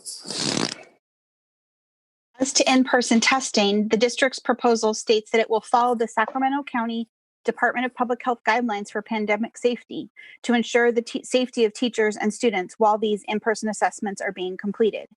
The details of the district's plan focused on primarily the physical environment and other steps to be taken to conduct a safe in-person assessment. 9 days later, on October 23rd, SCTA responded with its own proposal. It has a different framework. While much of its proposal also discusses the physical environment and other steps for the safety of staff and students, the SCTA shockingly revives the opt-in approach of Appendix D, declaring that staff participation in legally mandated services can be voluntary on the part of staff. SCTA further proposes that because of the challenges serving students with disabilities, quote, each SCTA represented certificated staff whose workload has been increased because of the challenges posed by the pandemic and distance learning will receive an additional 2 hours of pay for each instructional day beginning August 31st, 2020. Let's say that again. SCTA proposed that each staff who works with students with disabilities would get 10 hours of extra pay per week for the length of the pandemic for serving students with disabilities. Imagine if a proposal was made to make it voluntary to serve any other student group, such as based on race, for example. Imagine that they asked for extra money to serve Black and Brown students. That would be unconscionable, but it was put forward in public. Every day that the district and SCTA fail to reach agreement on serving students with disabilities is another day that both parties are complicit in the unlawful denial of education to 7,000 students. We believe that both proposals are insufficient and actually begin at the wrong place. Both proposals include the misassumption that assessments must be in person to occur at all. On August 15th, 2020, the California Association of School Psychologists published a white paper, which we provided all of you board members in an email. It outlines an array of effective alternatives to traditional in-person evaluations in order to meet the educational needs of students with disabilities during the pandemic. We propose that the district and SCTA begin with these strategies in mind. The CASP guidance emphasizes the fact that in some cases, legally required evaluations and assessments can occur without, quote, testing at all, especially where valid alternative data and information exists. CASP says data collection should encompass all available data sources and not just from tests. This existing data and information can be quantitative or qualitative and can include outside provider reports, such as physician or therapist examinations and diagnoses provided with parent consent, review of educational records, including grades and progress reports, data collected from periodic benchmark assessments and response to evidence-based interventions, notes from classroom teachers' formative assessments, and interviews of parents, care providers, and former teachers. And notably, many publishers of testing instruments have now provided guidance or revised versions of their test batteries so that they can be administered remotely or adapted with valid results. It bears stating that both federal and state law emphasize that there is no one way to conduct evaluations of students with disabilities. Instead of the discrepancy model of identifying eligible students, which this district uses almost exclusively and which relies heavily on measured data from standardized testing instruments, why doesn't the district use the patterns of strengths and weaknesses, which is described in the California Ed Code and is an equally valid way of identifying students who need special education services? This analytical approach, which can be recorded on Form 11D of the state's IEP template, provides a framework for capturing all available qualitative and quantitative information described in the CASP's guidance. In other words, performing in-person assessments is one option for the district to meet its child find obligation, but certainly not the only one, nor during this pandemic should it be the primary one. And there is no need to reinvent the wheel given the CASP guidance and CDE's Form 11D. It seems that a more productive and collaborative path for the district and SCTA should be grounded in the CASP guidance to examine all available data and information through alternative and valid approaches to minimize the need for in-person assessment and expedite the completion of these evaluations for all kids. This is the Kids First approach. As parents and advocates, we ask that the two parties immediately redesign the basic premise of a, quote, new special education evaluation MOU and agree to a framework that puts students first. Both parties should commit to the following: clear the backlog of overdue assessments for existing and newly referred students with disabilities with urgency. Adopt the CASP guidance to prioritize all valid methodologies of conducting evaluations and assessments so that the health risks are not the primary barrier to meeting students' educational needs. Following the guidance of CASP, the district shall accept and give weight to any available assessments from outside providers that parents can provide to establish the eligibility and interventions for a student with disabilities. The district should prioritize professional development for SETA members and the procurement of testing and intervention materials that have been updated by published remote or virtual delivery. All staff serving students with disabilities should be trained to evaluate a student's eligibility and progress using a pattern of strengths and weaknesses consistent with education code. Performing special education assessments on time should be presumed and mandatory for all staff. Staff who have health concerns for any in-person work should follow an established process, like the reasonable process adopted by Folsom Cordova School District, to seek excusal from that aspect of the work and to reassign the work. In-person assessments should be done at all school sites, subject to CDE and Sacramento County Public Health guidelines. Families shall not have to travel to a school site that is not their home school site for these assessments. Thank you. The district shall provide PPE to all staff. I have 20 more seconds. And if there are not enough staff members available to promptly address the backlog and emergency demand for assessments, the district shall hire outside providers and consultants to do the work, and SCTA shall commit to not filing a grievance. So we ask that adults responsible for clearing the barriers to serving our most vulnerable students do so now, utilizing a fresh perspective that prioritizes the pathway to success for our students. Thank you very much. And we remain open and available to discussing these details with any of you who may be interested. Thank you. Thank you. The final live public comment is from Terrence Gladney. And I'm sorry, there is background noise that has been consistently coming up. If those of you who are not speaking can please go on mute.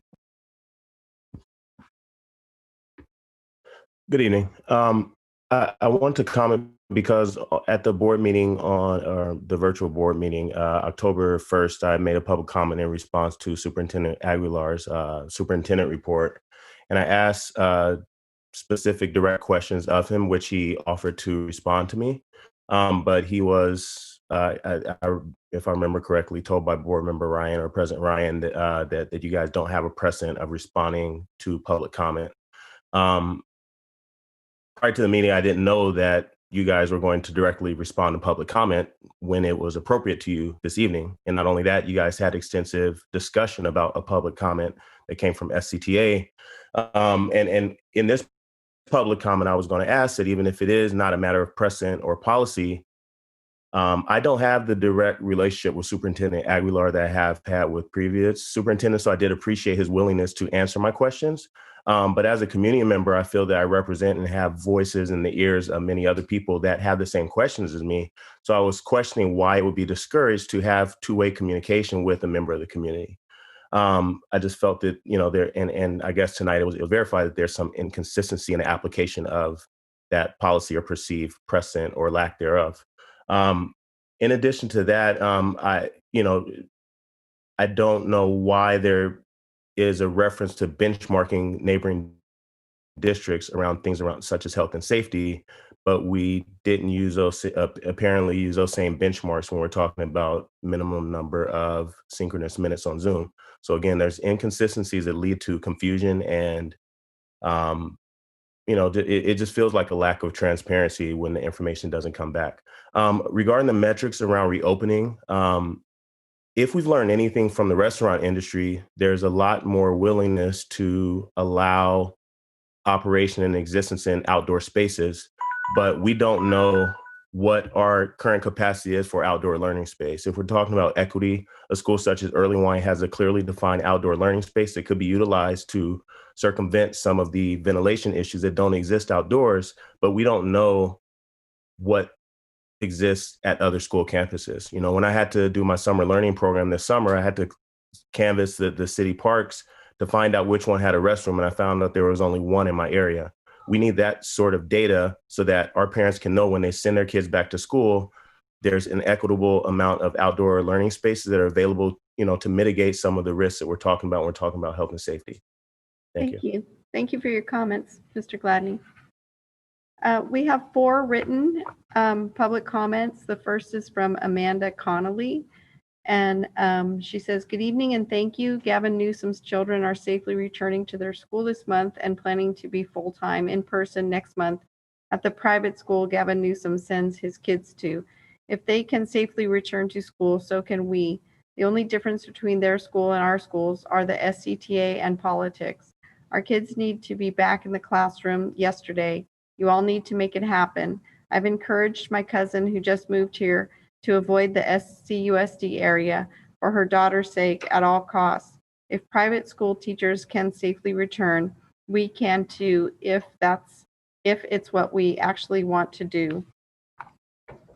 And the next comment is from Alex Reed and says, schools need to reopen. My kids are falling behind standards and so are many others.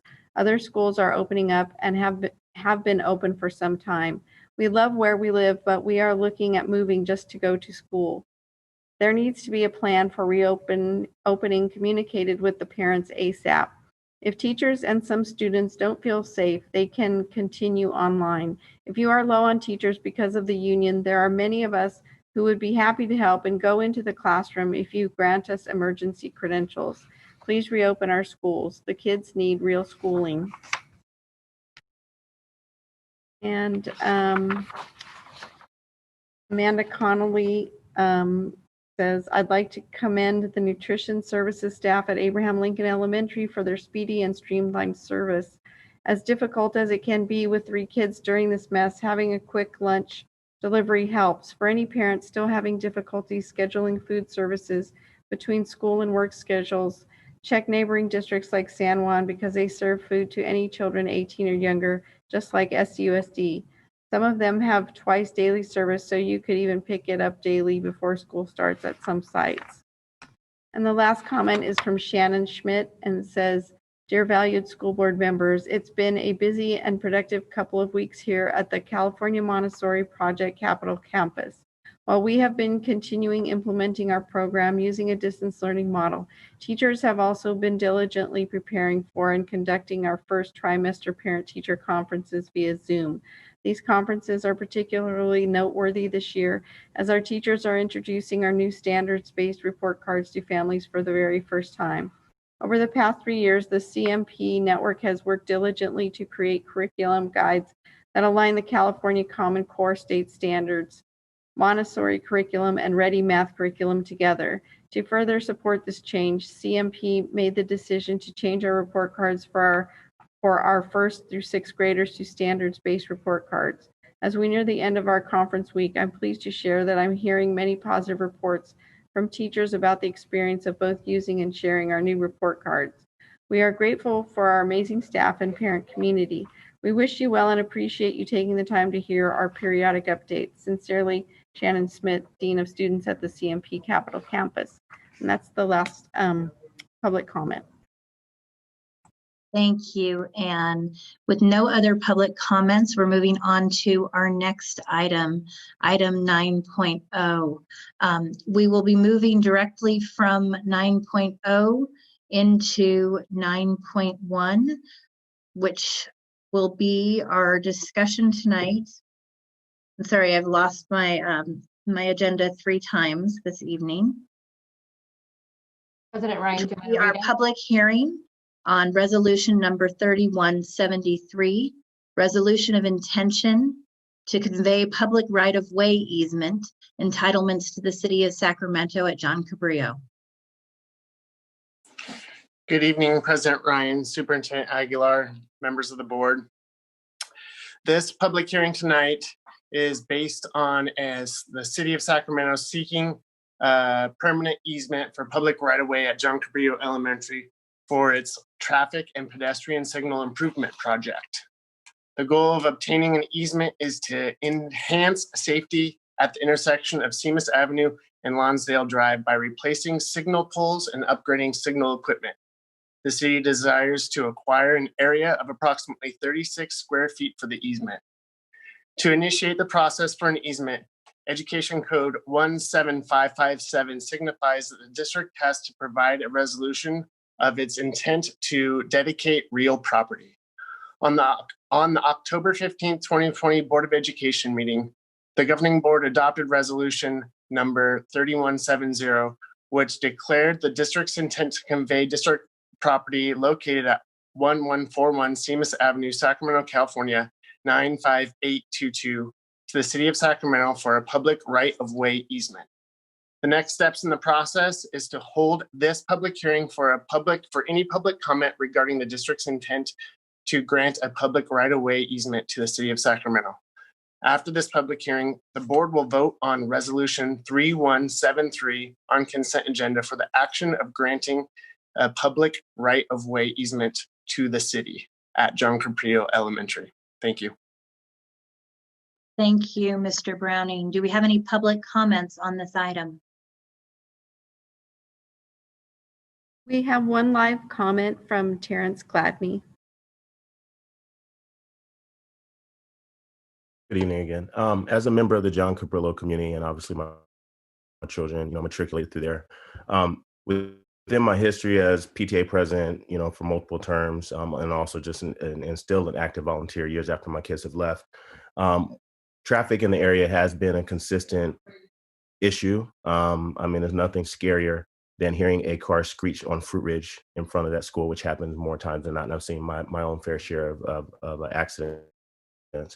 But I did not know that this was in discussion until I read this meeting's agenda. And I don't understand how we're having a public hearing and also a voting on the public consent in the same meeting. It seems sort of disingenuous.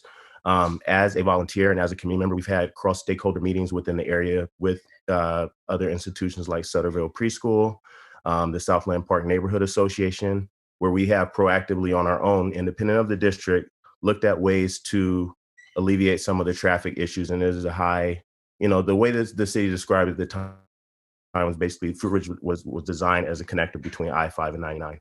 So that the speeds that are achieved on that street are probably sometimes upwards of 45, 50 miles per hour in front of the school.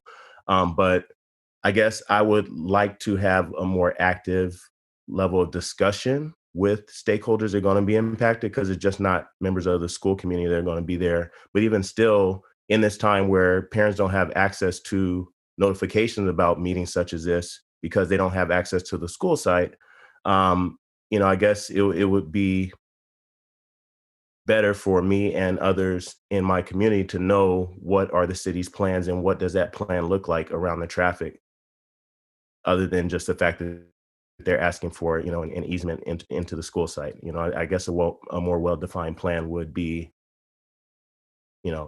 appreciated. Thank you, Mr. Gladney. We don't have other public comments on this item, so we'll go to board member comments and questions. Just clarification, we can weave in public comment questions into board member questions and comments when we are talking about an agendized item, different than responding to a public comment in non-agendized items traditionally on board meeting agendas. Do we have board member comments or questions? Okay, I'm not seeing board member Garcia. Yeah, if maybe someone can walk us through the process. I guess given the public comment, I'm wondering, this is not an action item before us, is it? No, it's just a public hearing item. So I'm just wondering, what does that mean? And is this the final step for the board, or do we have subsequent steps?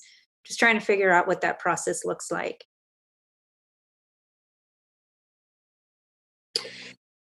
I can tell you that under the education code that you need to hold a public hearing by the education code. The consent item is to approve the easement so that the city of Sacramento can make the improvements. So that's why you're holding a public hearing, because it's specified by the education code. The approval is on the consent. So it's a two-part process, but you don't need any other separation. You could do it on the same agenda. Mr. Behrens, can you clarify for us or Mr. Browning? This is coming to us at this moment in time. Why? Because the city has already exhausted their end of the process, including public comment and input. And now we are the last piece via Ed Code of the hearing process. I will tell you that the city of Sacramento has a long process in itself and has plans. So what they are asking you is for a very small easement in order to construct those plans.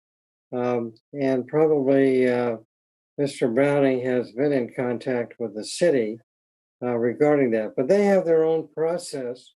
All they're asking for us is an easement. And as you know, an easement is not fee title. It is the right to use it for traffic improvements. Thank you, Mr. Behrens. Mr. Browning, did you have anything to add?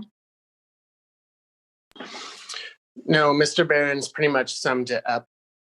The project for the city is called HISP 8, HISP Cycle 8 Traffic and Pedestrian Signal Improvement Project. It has been going on for quite some time. We do not have a part to play in the process of necessarily driving traffic or bringing that conversation to this board meeting setting, other than when the city comes and asks for a 36 square foot easement so they can locate a traffic signal.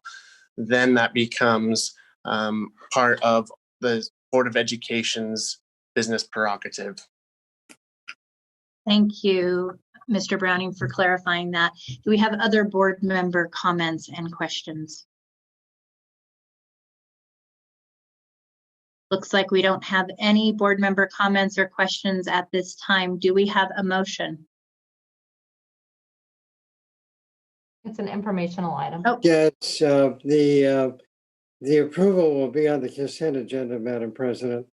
So we just move on. Public has had a right to make their comment, and you've had one public comment. So you can move on to communications. Thank you, Mr. Behrens, for clarifying that. Thank you, Mr. Browning, for walking us through the process and the city's role. Item 10.0, communications. Item 10.1, employee organizational reports. We'll begin with SCTA. Yes, there is a report from SCTA, and it was submitted by David Fisher. And it says, "Good evening, I'm David Fisher, President of the Sacramento City Teachers Association.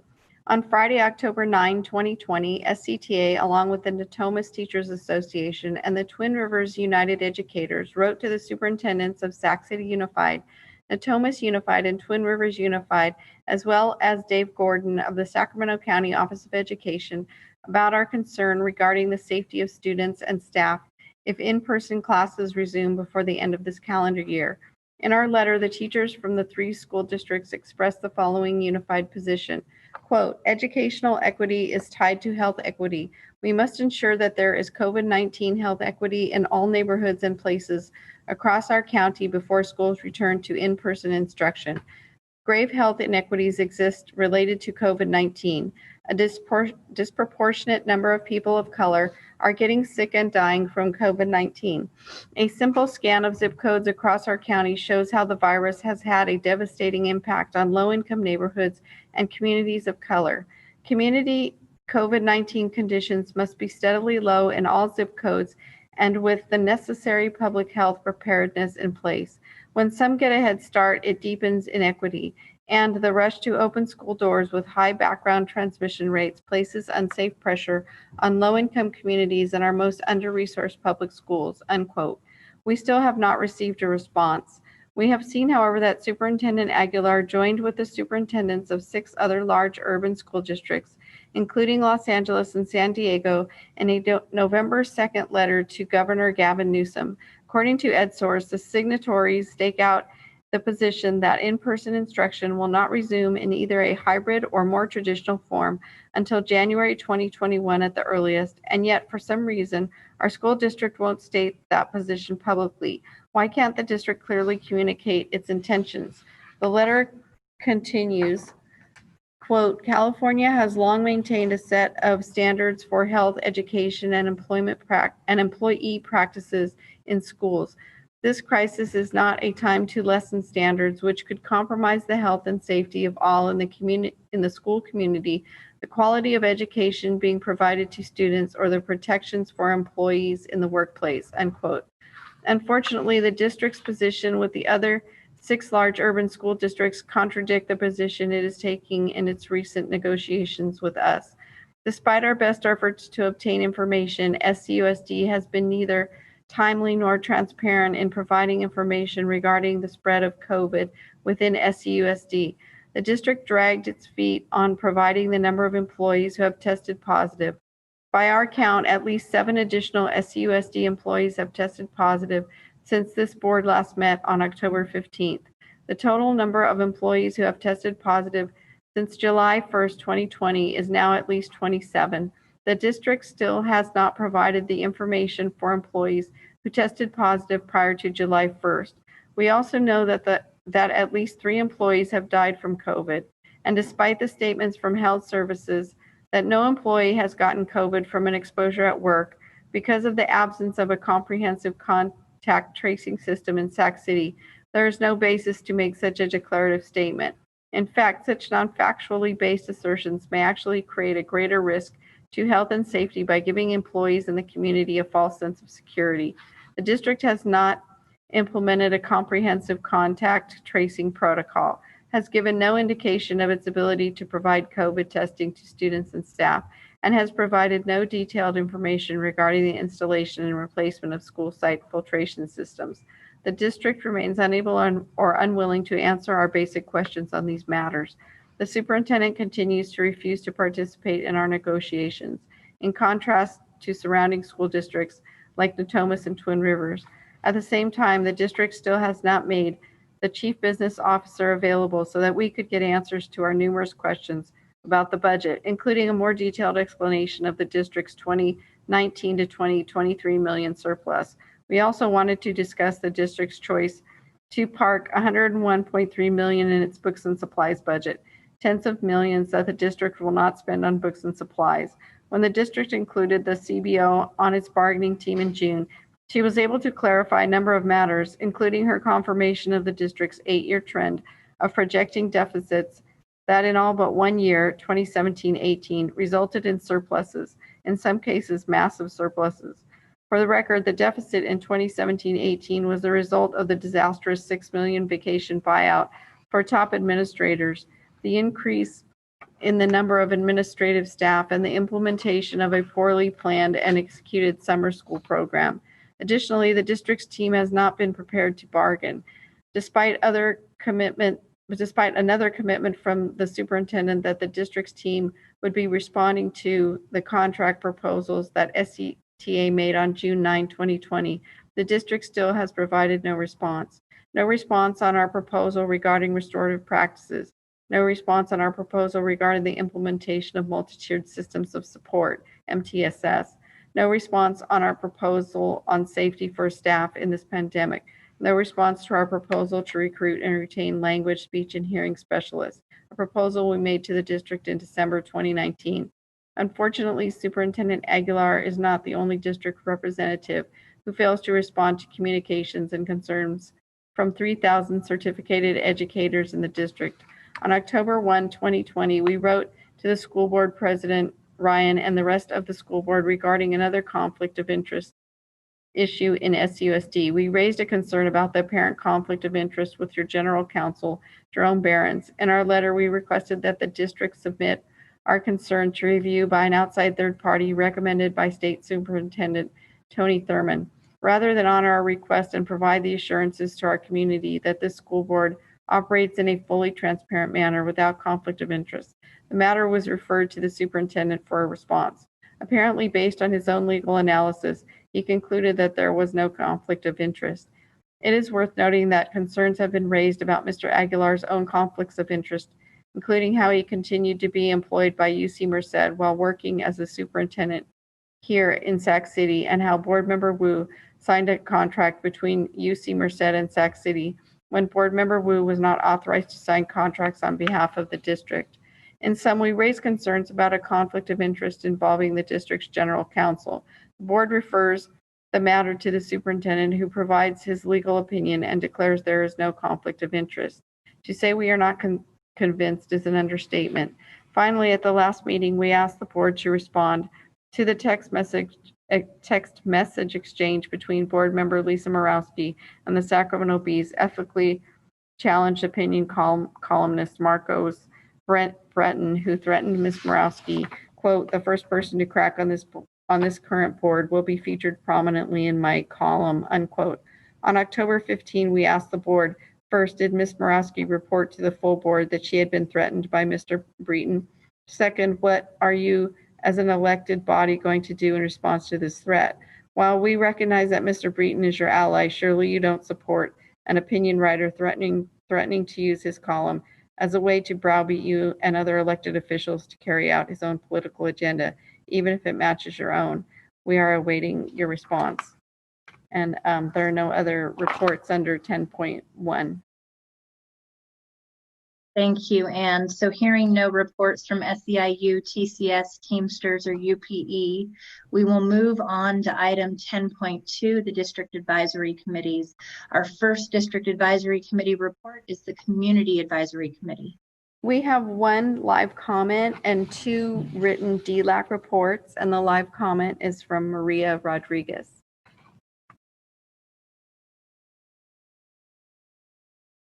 And before we go to that live comment, is Maria's comment linked to the Community Advisory Committee? Which committee is it specifically?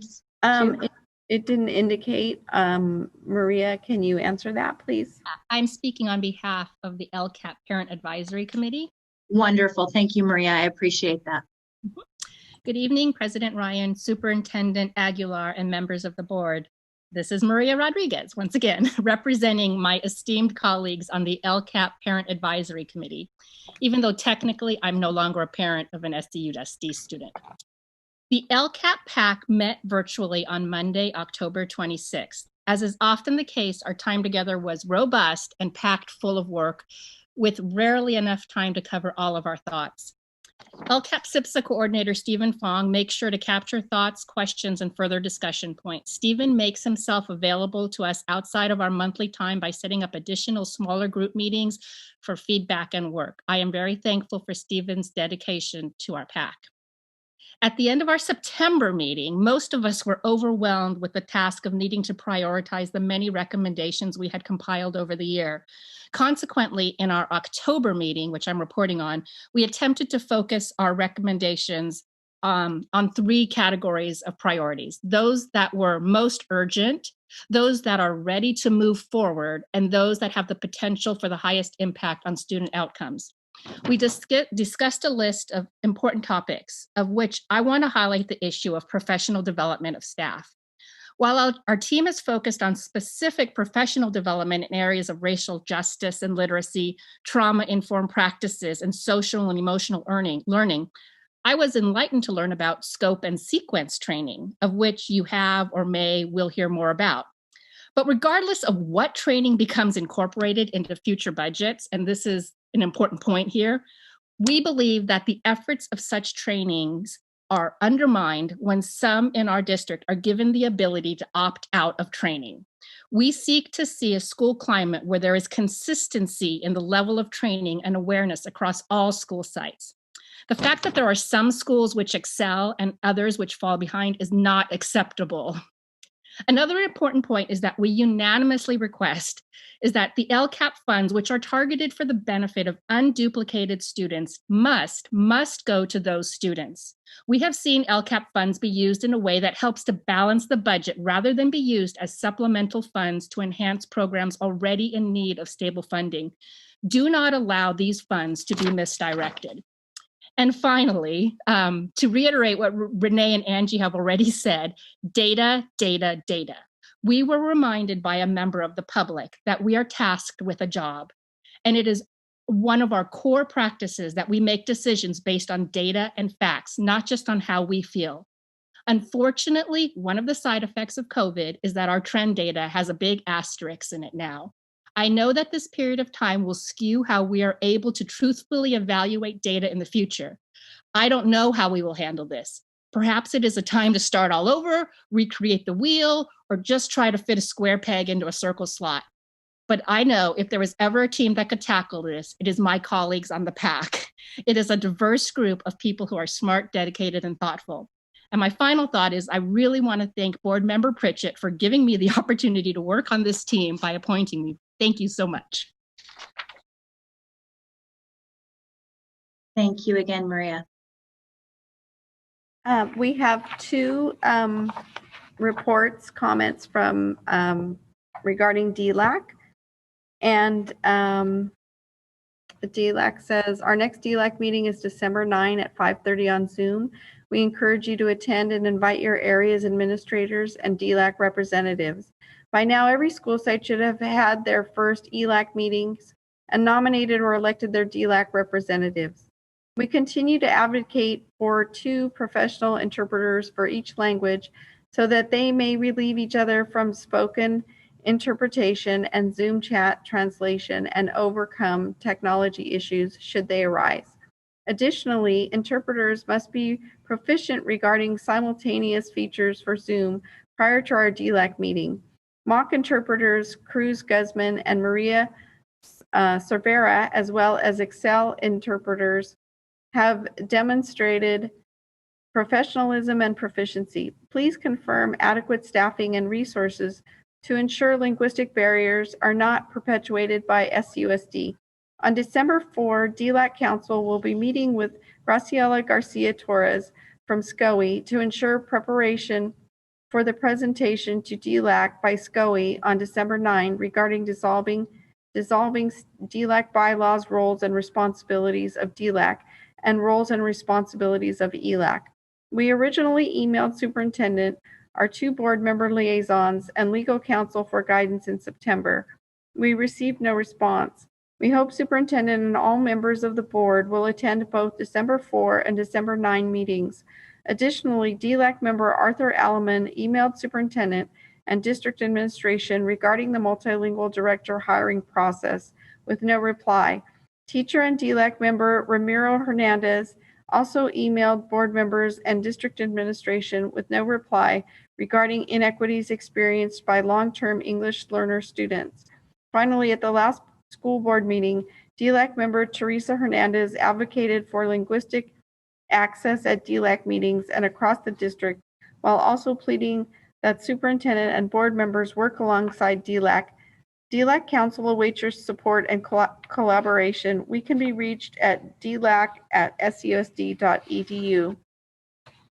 And the last comment is from Liana Sanchez, and she says, on Tuesday, California Middle School Site Council voted to amend our SPSA to allow for the hiring of a Vietnamese bilingual aide to support a student experiencing linguistic barriers to their education perpetuated throughout SUSD due to inadequate programs and services to support English learner students ranging from newcomer, immigrant, or refugee to long-term English learner to dual designated English learner and special education designations.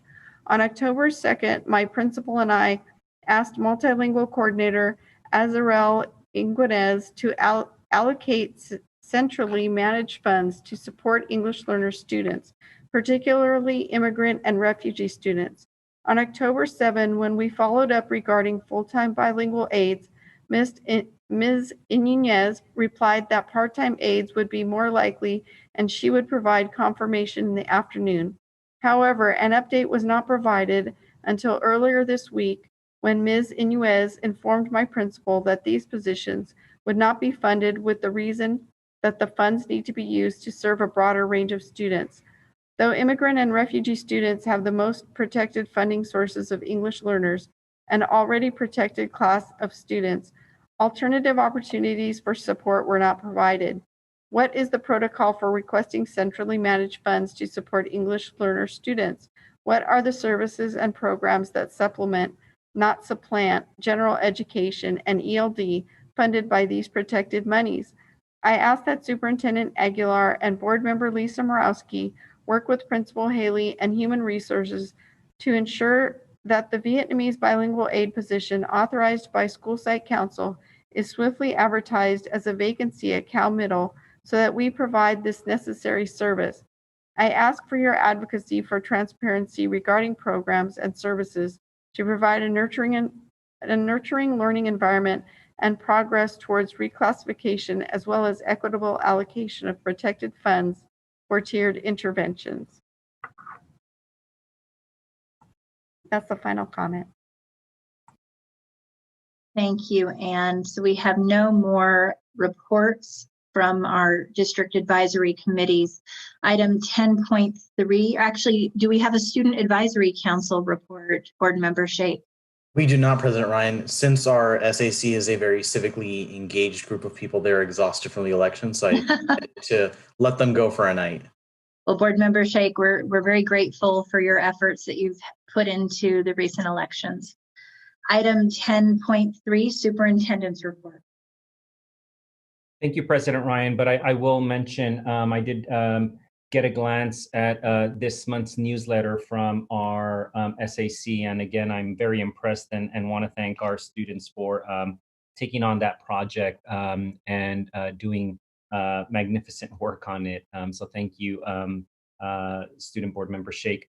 I want to take just a few minutes tonight, board members, to share again and just reiterate as part of my report where we stand in terms of returning students to in-person instruction.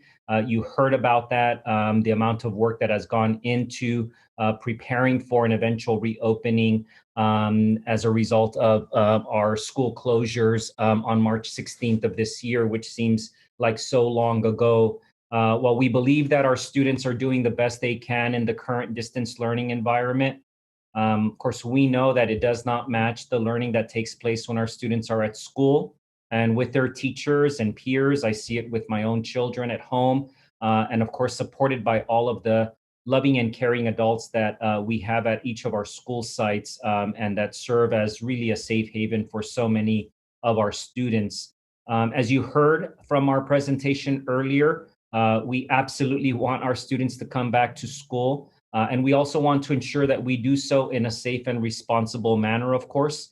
The health and safety of students, our staff, and our community is our highest priority. It always has been. It's what we said in our Return to Health plan, which was the first plan that we released to our community several months ago, which is also why you heard today that we are committed to going above and beyond when it comes to COVID-19 mitigation measures for our sites and for each of our individual campuses and each of our facilities throughout the district.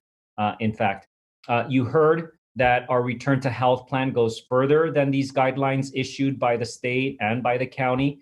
And I think that it's important for our community to know that we plan to not only meet those state and county health requirements, but again, go above and beyond with other measures to ensure that we are taking the highest precautionary steps to protect our students and staff. We, of course, are following. I have interactions with other counterparts across the state.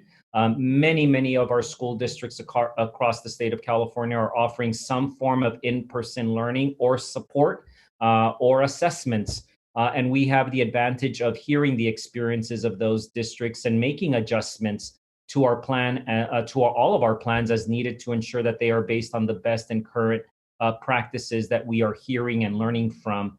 I think that we're making good progress to meet the benchmarks that we've discussed with the board and with our community so that we can be better prepared to safely welcome our students and staff back to our campuses.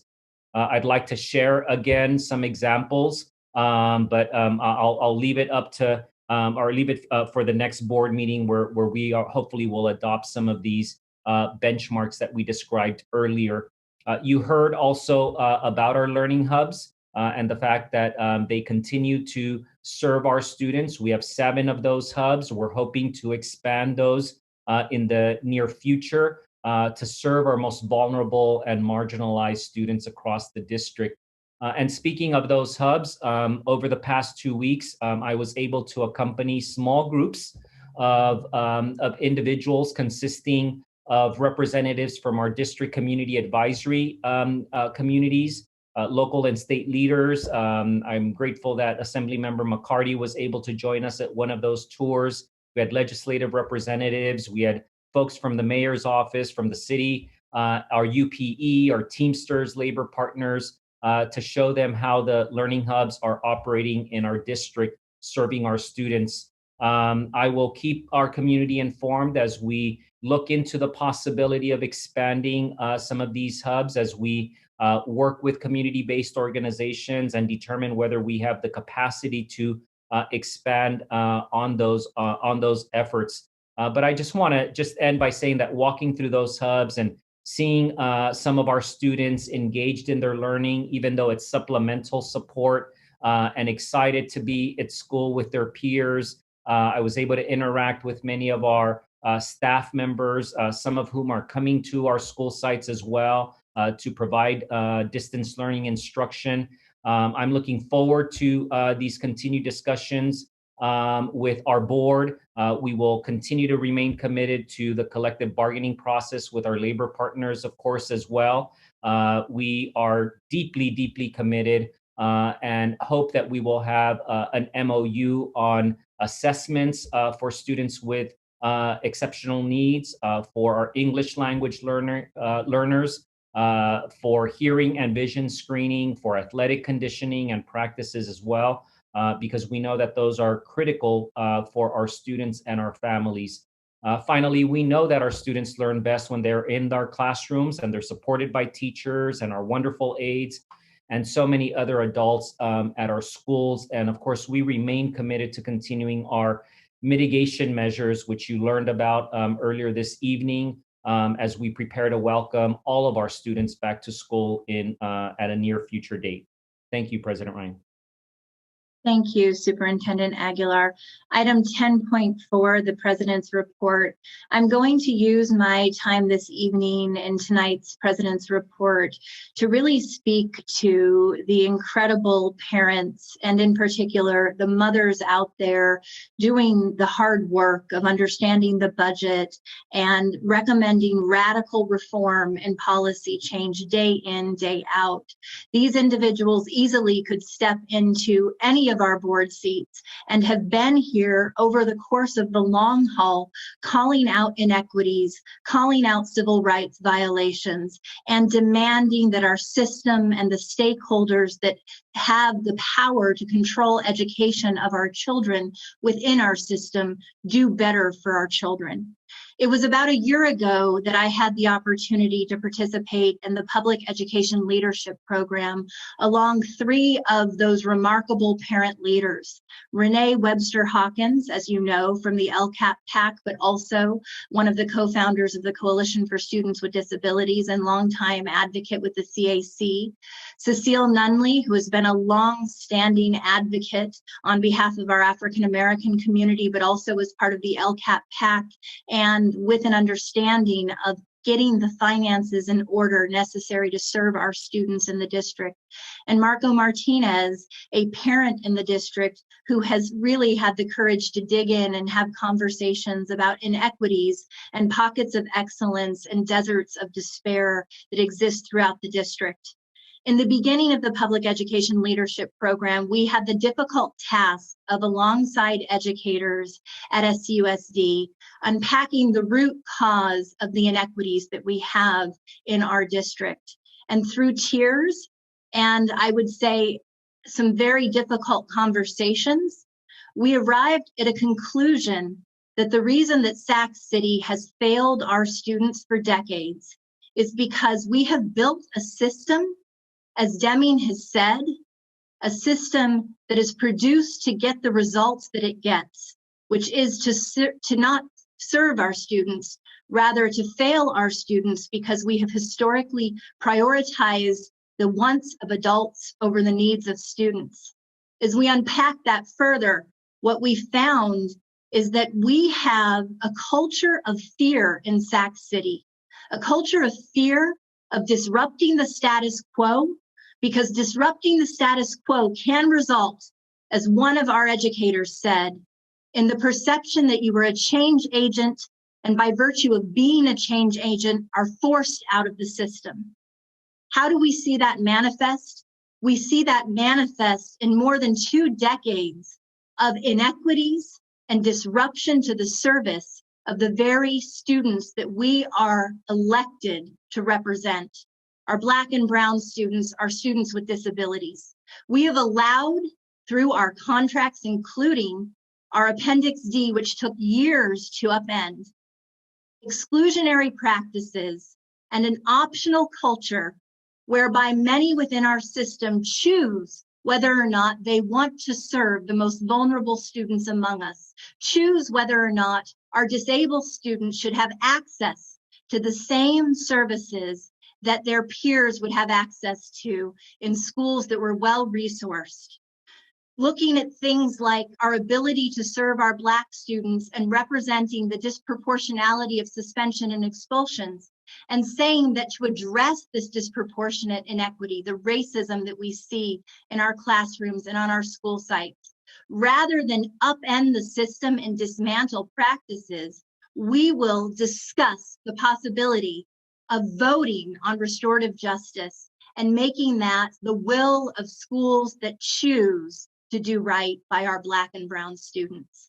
We know that after 5 years of discussing changing the school calendar, we have not, even though we know it would lead to greater opportunity for students to go to community colleges, it would lead to greater opportunity for students to have jobs, but we don't change the school calendar to align with neighboring districts. Therefore, we struggle to make sure that we can fill teaching vacancies because all of the teachers have been already hired by neighboring districts, because we don't have the political courage to change what has been untenable for many years. I could go on and on. We say we care about our disabled students. We say we care about our Black and Brown students. We say we care about lifting student achievement.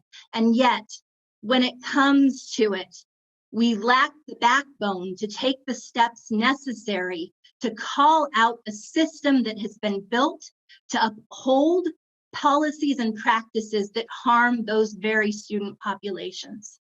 I am proud of the fact that our parents continue to call us out.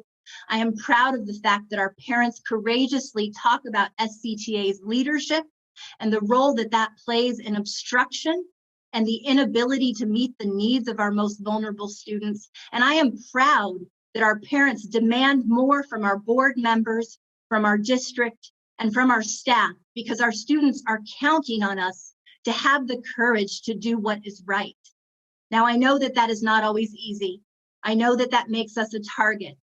But at the end of the day, we can either stand on the sidelines as bystanders and watch our students be harmed, or we can be the upstanders that give courage and truth and voice to what we know has existed in Sac City for decades. And I choose to be that upstander, and I choose to be that because of the parents who are doing the work, putting the hours in, and who will not go away, no matter if the leadership changes, no matter what, they will be here continuing to demand a system that finally does right by the students who have been failed for decades. Item 10.5, our student board member report. Thank you, President Ryan, and thank you for your remarks. Ooh, let's take a deep breath. That was moving. In preparation for today's meeting, I looked back at my notes from our meeting last month, the first October meeting, and I'm a bit disappointed. Member Murawski had brought up Turn Sacramento Orange was a goal for before Halloween. And yet, as Mr. Harris shared earlier tonight, we're not only orange, but rather increasing in cases per 100,000. And I'm disappointed in my peers because I know that there were many SUSD students partying to celebrate Halloween this week with little to no social distancing. And those are the same students who wish for us to come back to in-person learning. So once again, if you want any semblance of normalcy, everyone has to contribute to our county's public health by taking these measures. Wearing a mask might be uncomfortable on your ears. It's just not that hard though. But let's talk more about a return to normal. As I talked to students this week, the common theme was apathy. After 2 months of distance learning in the 2020 to 2021 year, and 5 or so months over Zoom since April, there's too much distance and not enough learning. The redundancy of barely attending class in this format is weighing on students. And some of my peers have told me that they don't know how some of their students or how some of their classmates look like because there are students in their classes who have never turned on camera, let alone unmuted to participate. One student told me how she's never seen one of her teachers' faces. Numerous students have told me how when group work happens in their classes, there's not much productivity. There's just the awkwardness of breakout rooms and no learning. So I think it's upsetting when certain people don't recognize that distance learning will never be a substitute for in-person classes. And I'm really grateful for public comments like Mr. Vasquez, who tells us about his experience at home, illustrating that. To say that we can't return for another 70 days or any other arbitrary delay is unreasonable. As the New York Times puts it, the bulk of evidence now suggests only limited transmission from young children to adults. And a Brown University study of data tells us that there are incredibly low rates of transmissions at schools, particularly those that follow masking and social distancing guidelines, like the extensive ones that Ms. Flores described that occur at our learning hubs now.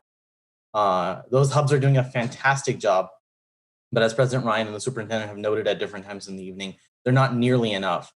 So while being mindful of health concerns and local health data, I personally have great confidence in the plans that our staff have worked incredibly hard to put together, outlined in the reopening metrics presentation, and I'm excited to move closer away from the nightmares present in our current distance learning so that students can get back to actually learning.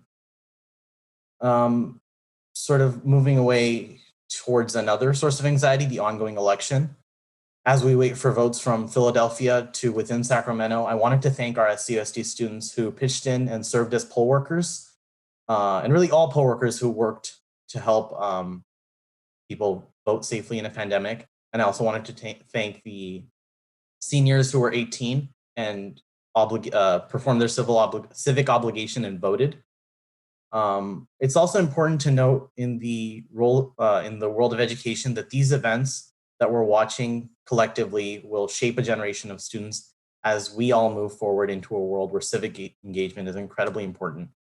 As I noted in the latest edition of the Student Advisory Council's newsletter, 25% of Americans can name the 3 branches of government, a third can't name any branches at all, and 10% of Americans think Judge Judy's on the Supreme Court. It's funny, but it's true. And so I hope we can work as a district to create more informed and engaged students within this district. A small element of that is something that I discussed with Member Garcia, which is implementing the state seal for civic engagement as introduced by Assembly Bill 24. So I'm looking forward to working on implementing that this year, but I'm sure there's a lot more we can do to create the next generation of citizens in this country as that becomes more and more important to hear the voices of everyone. Thank you. Thank you so much, Board Member Sheikh. And I have to tell you, you have been such an incredible addition to the board. I love hearing your comments and your insightful observations at each of our meetings. They really have made our board meetings better. Our next item is board member sharing and reports. Do we have any board member reports to share?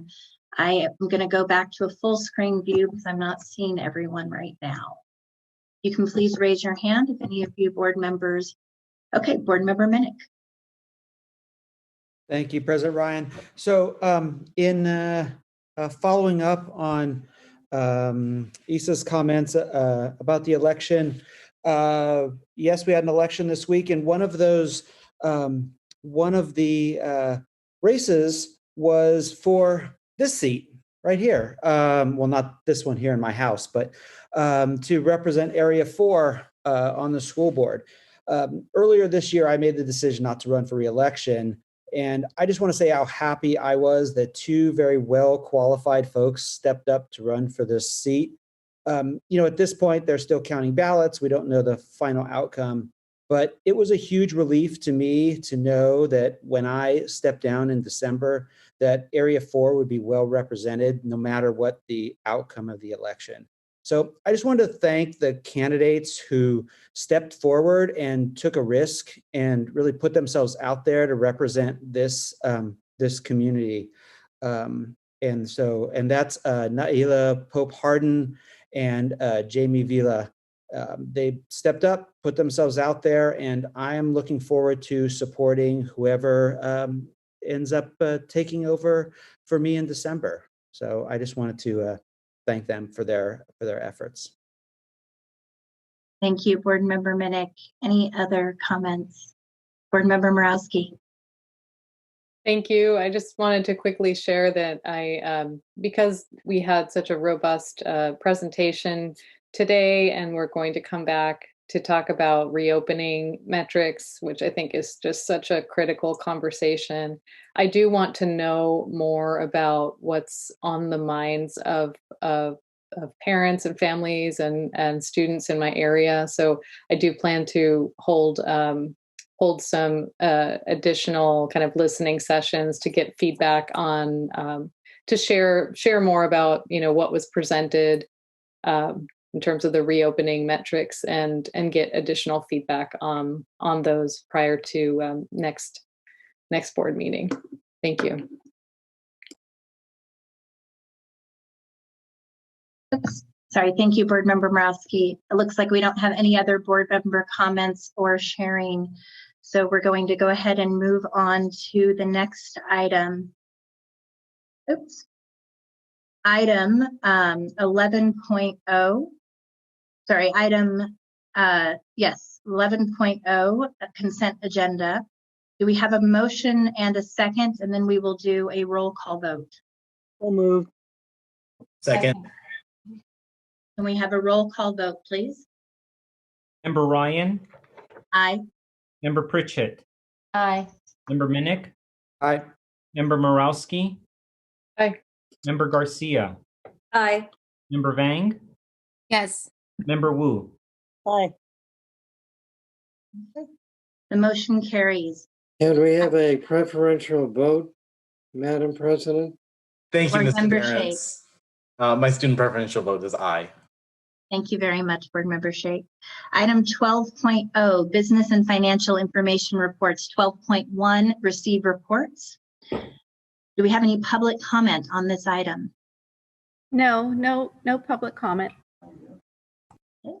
Item 13.0, future board meeting dates and locations. Our next board meeting will be held on November 19th, the following board meeting on December 10th.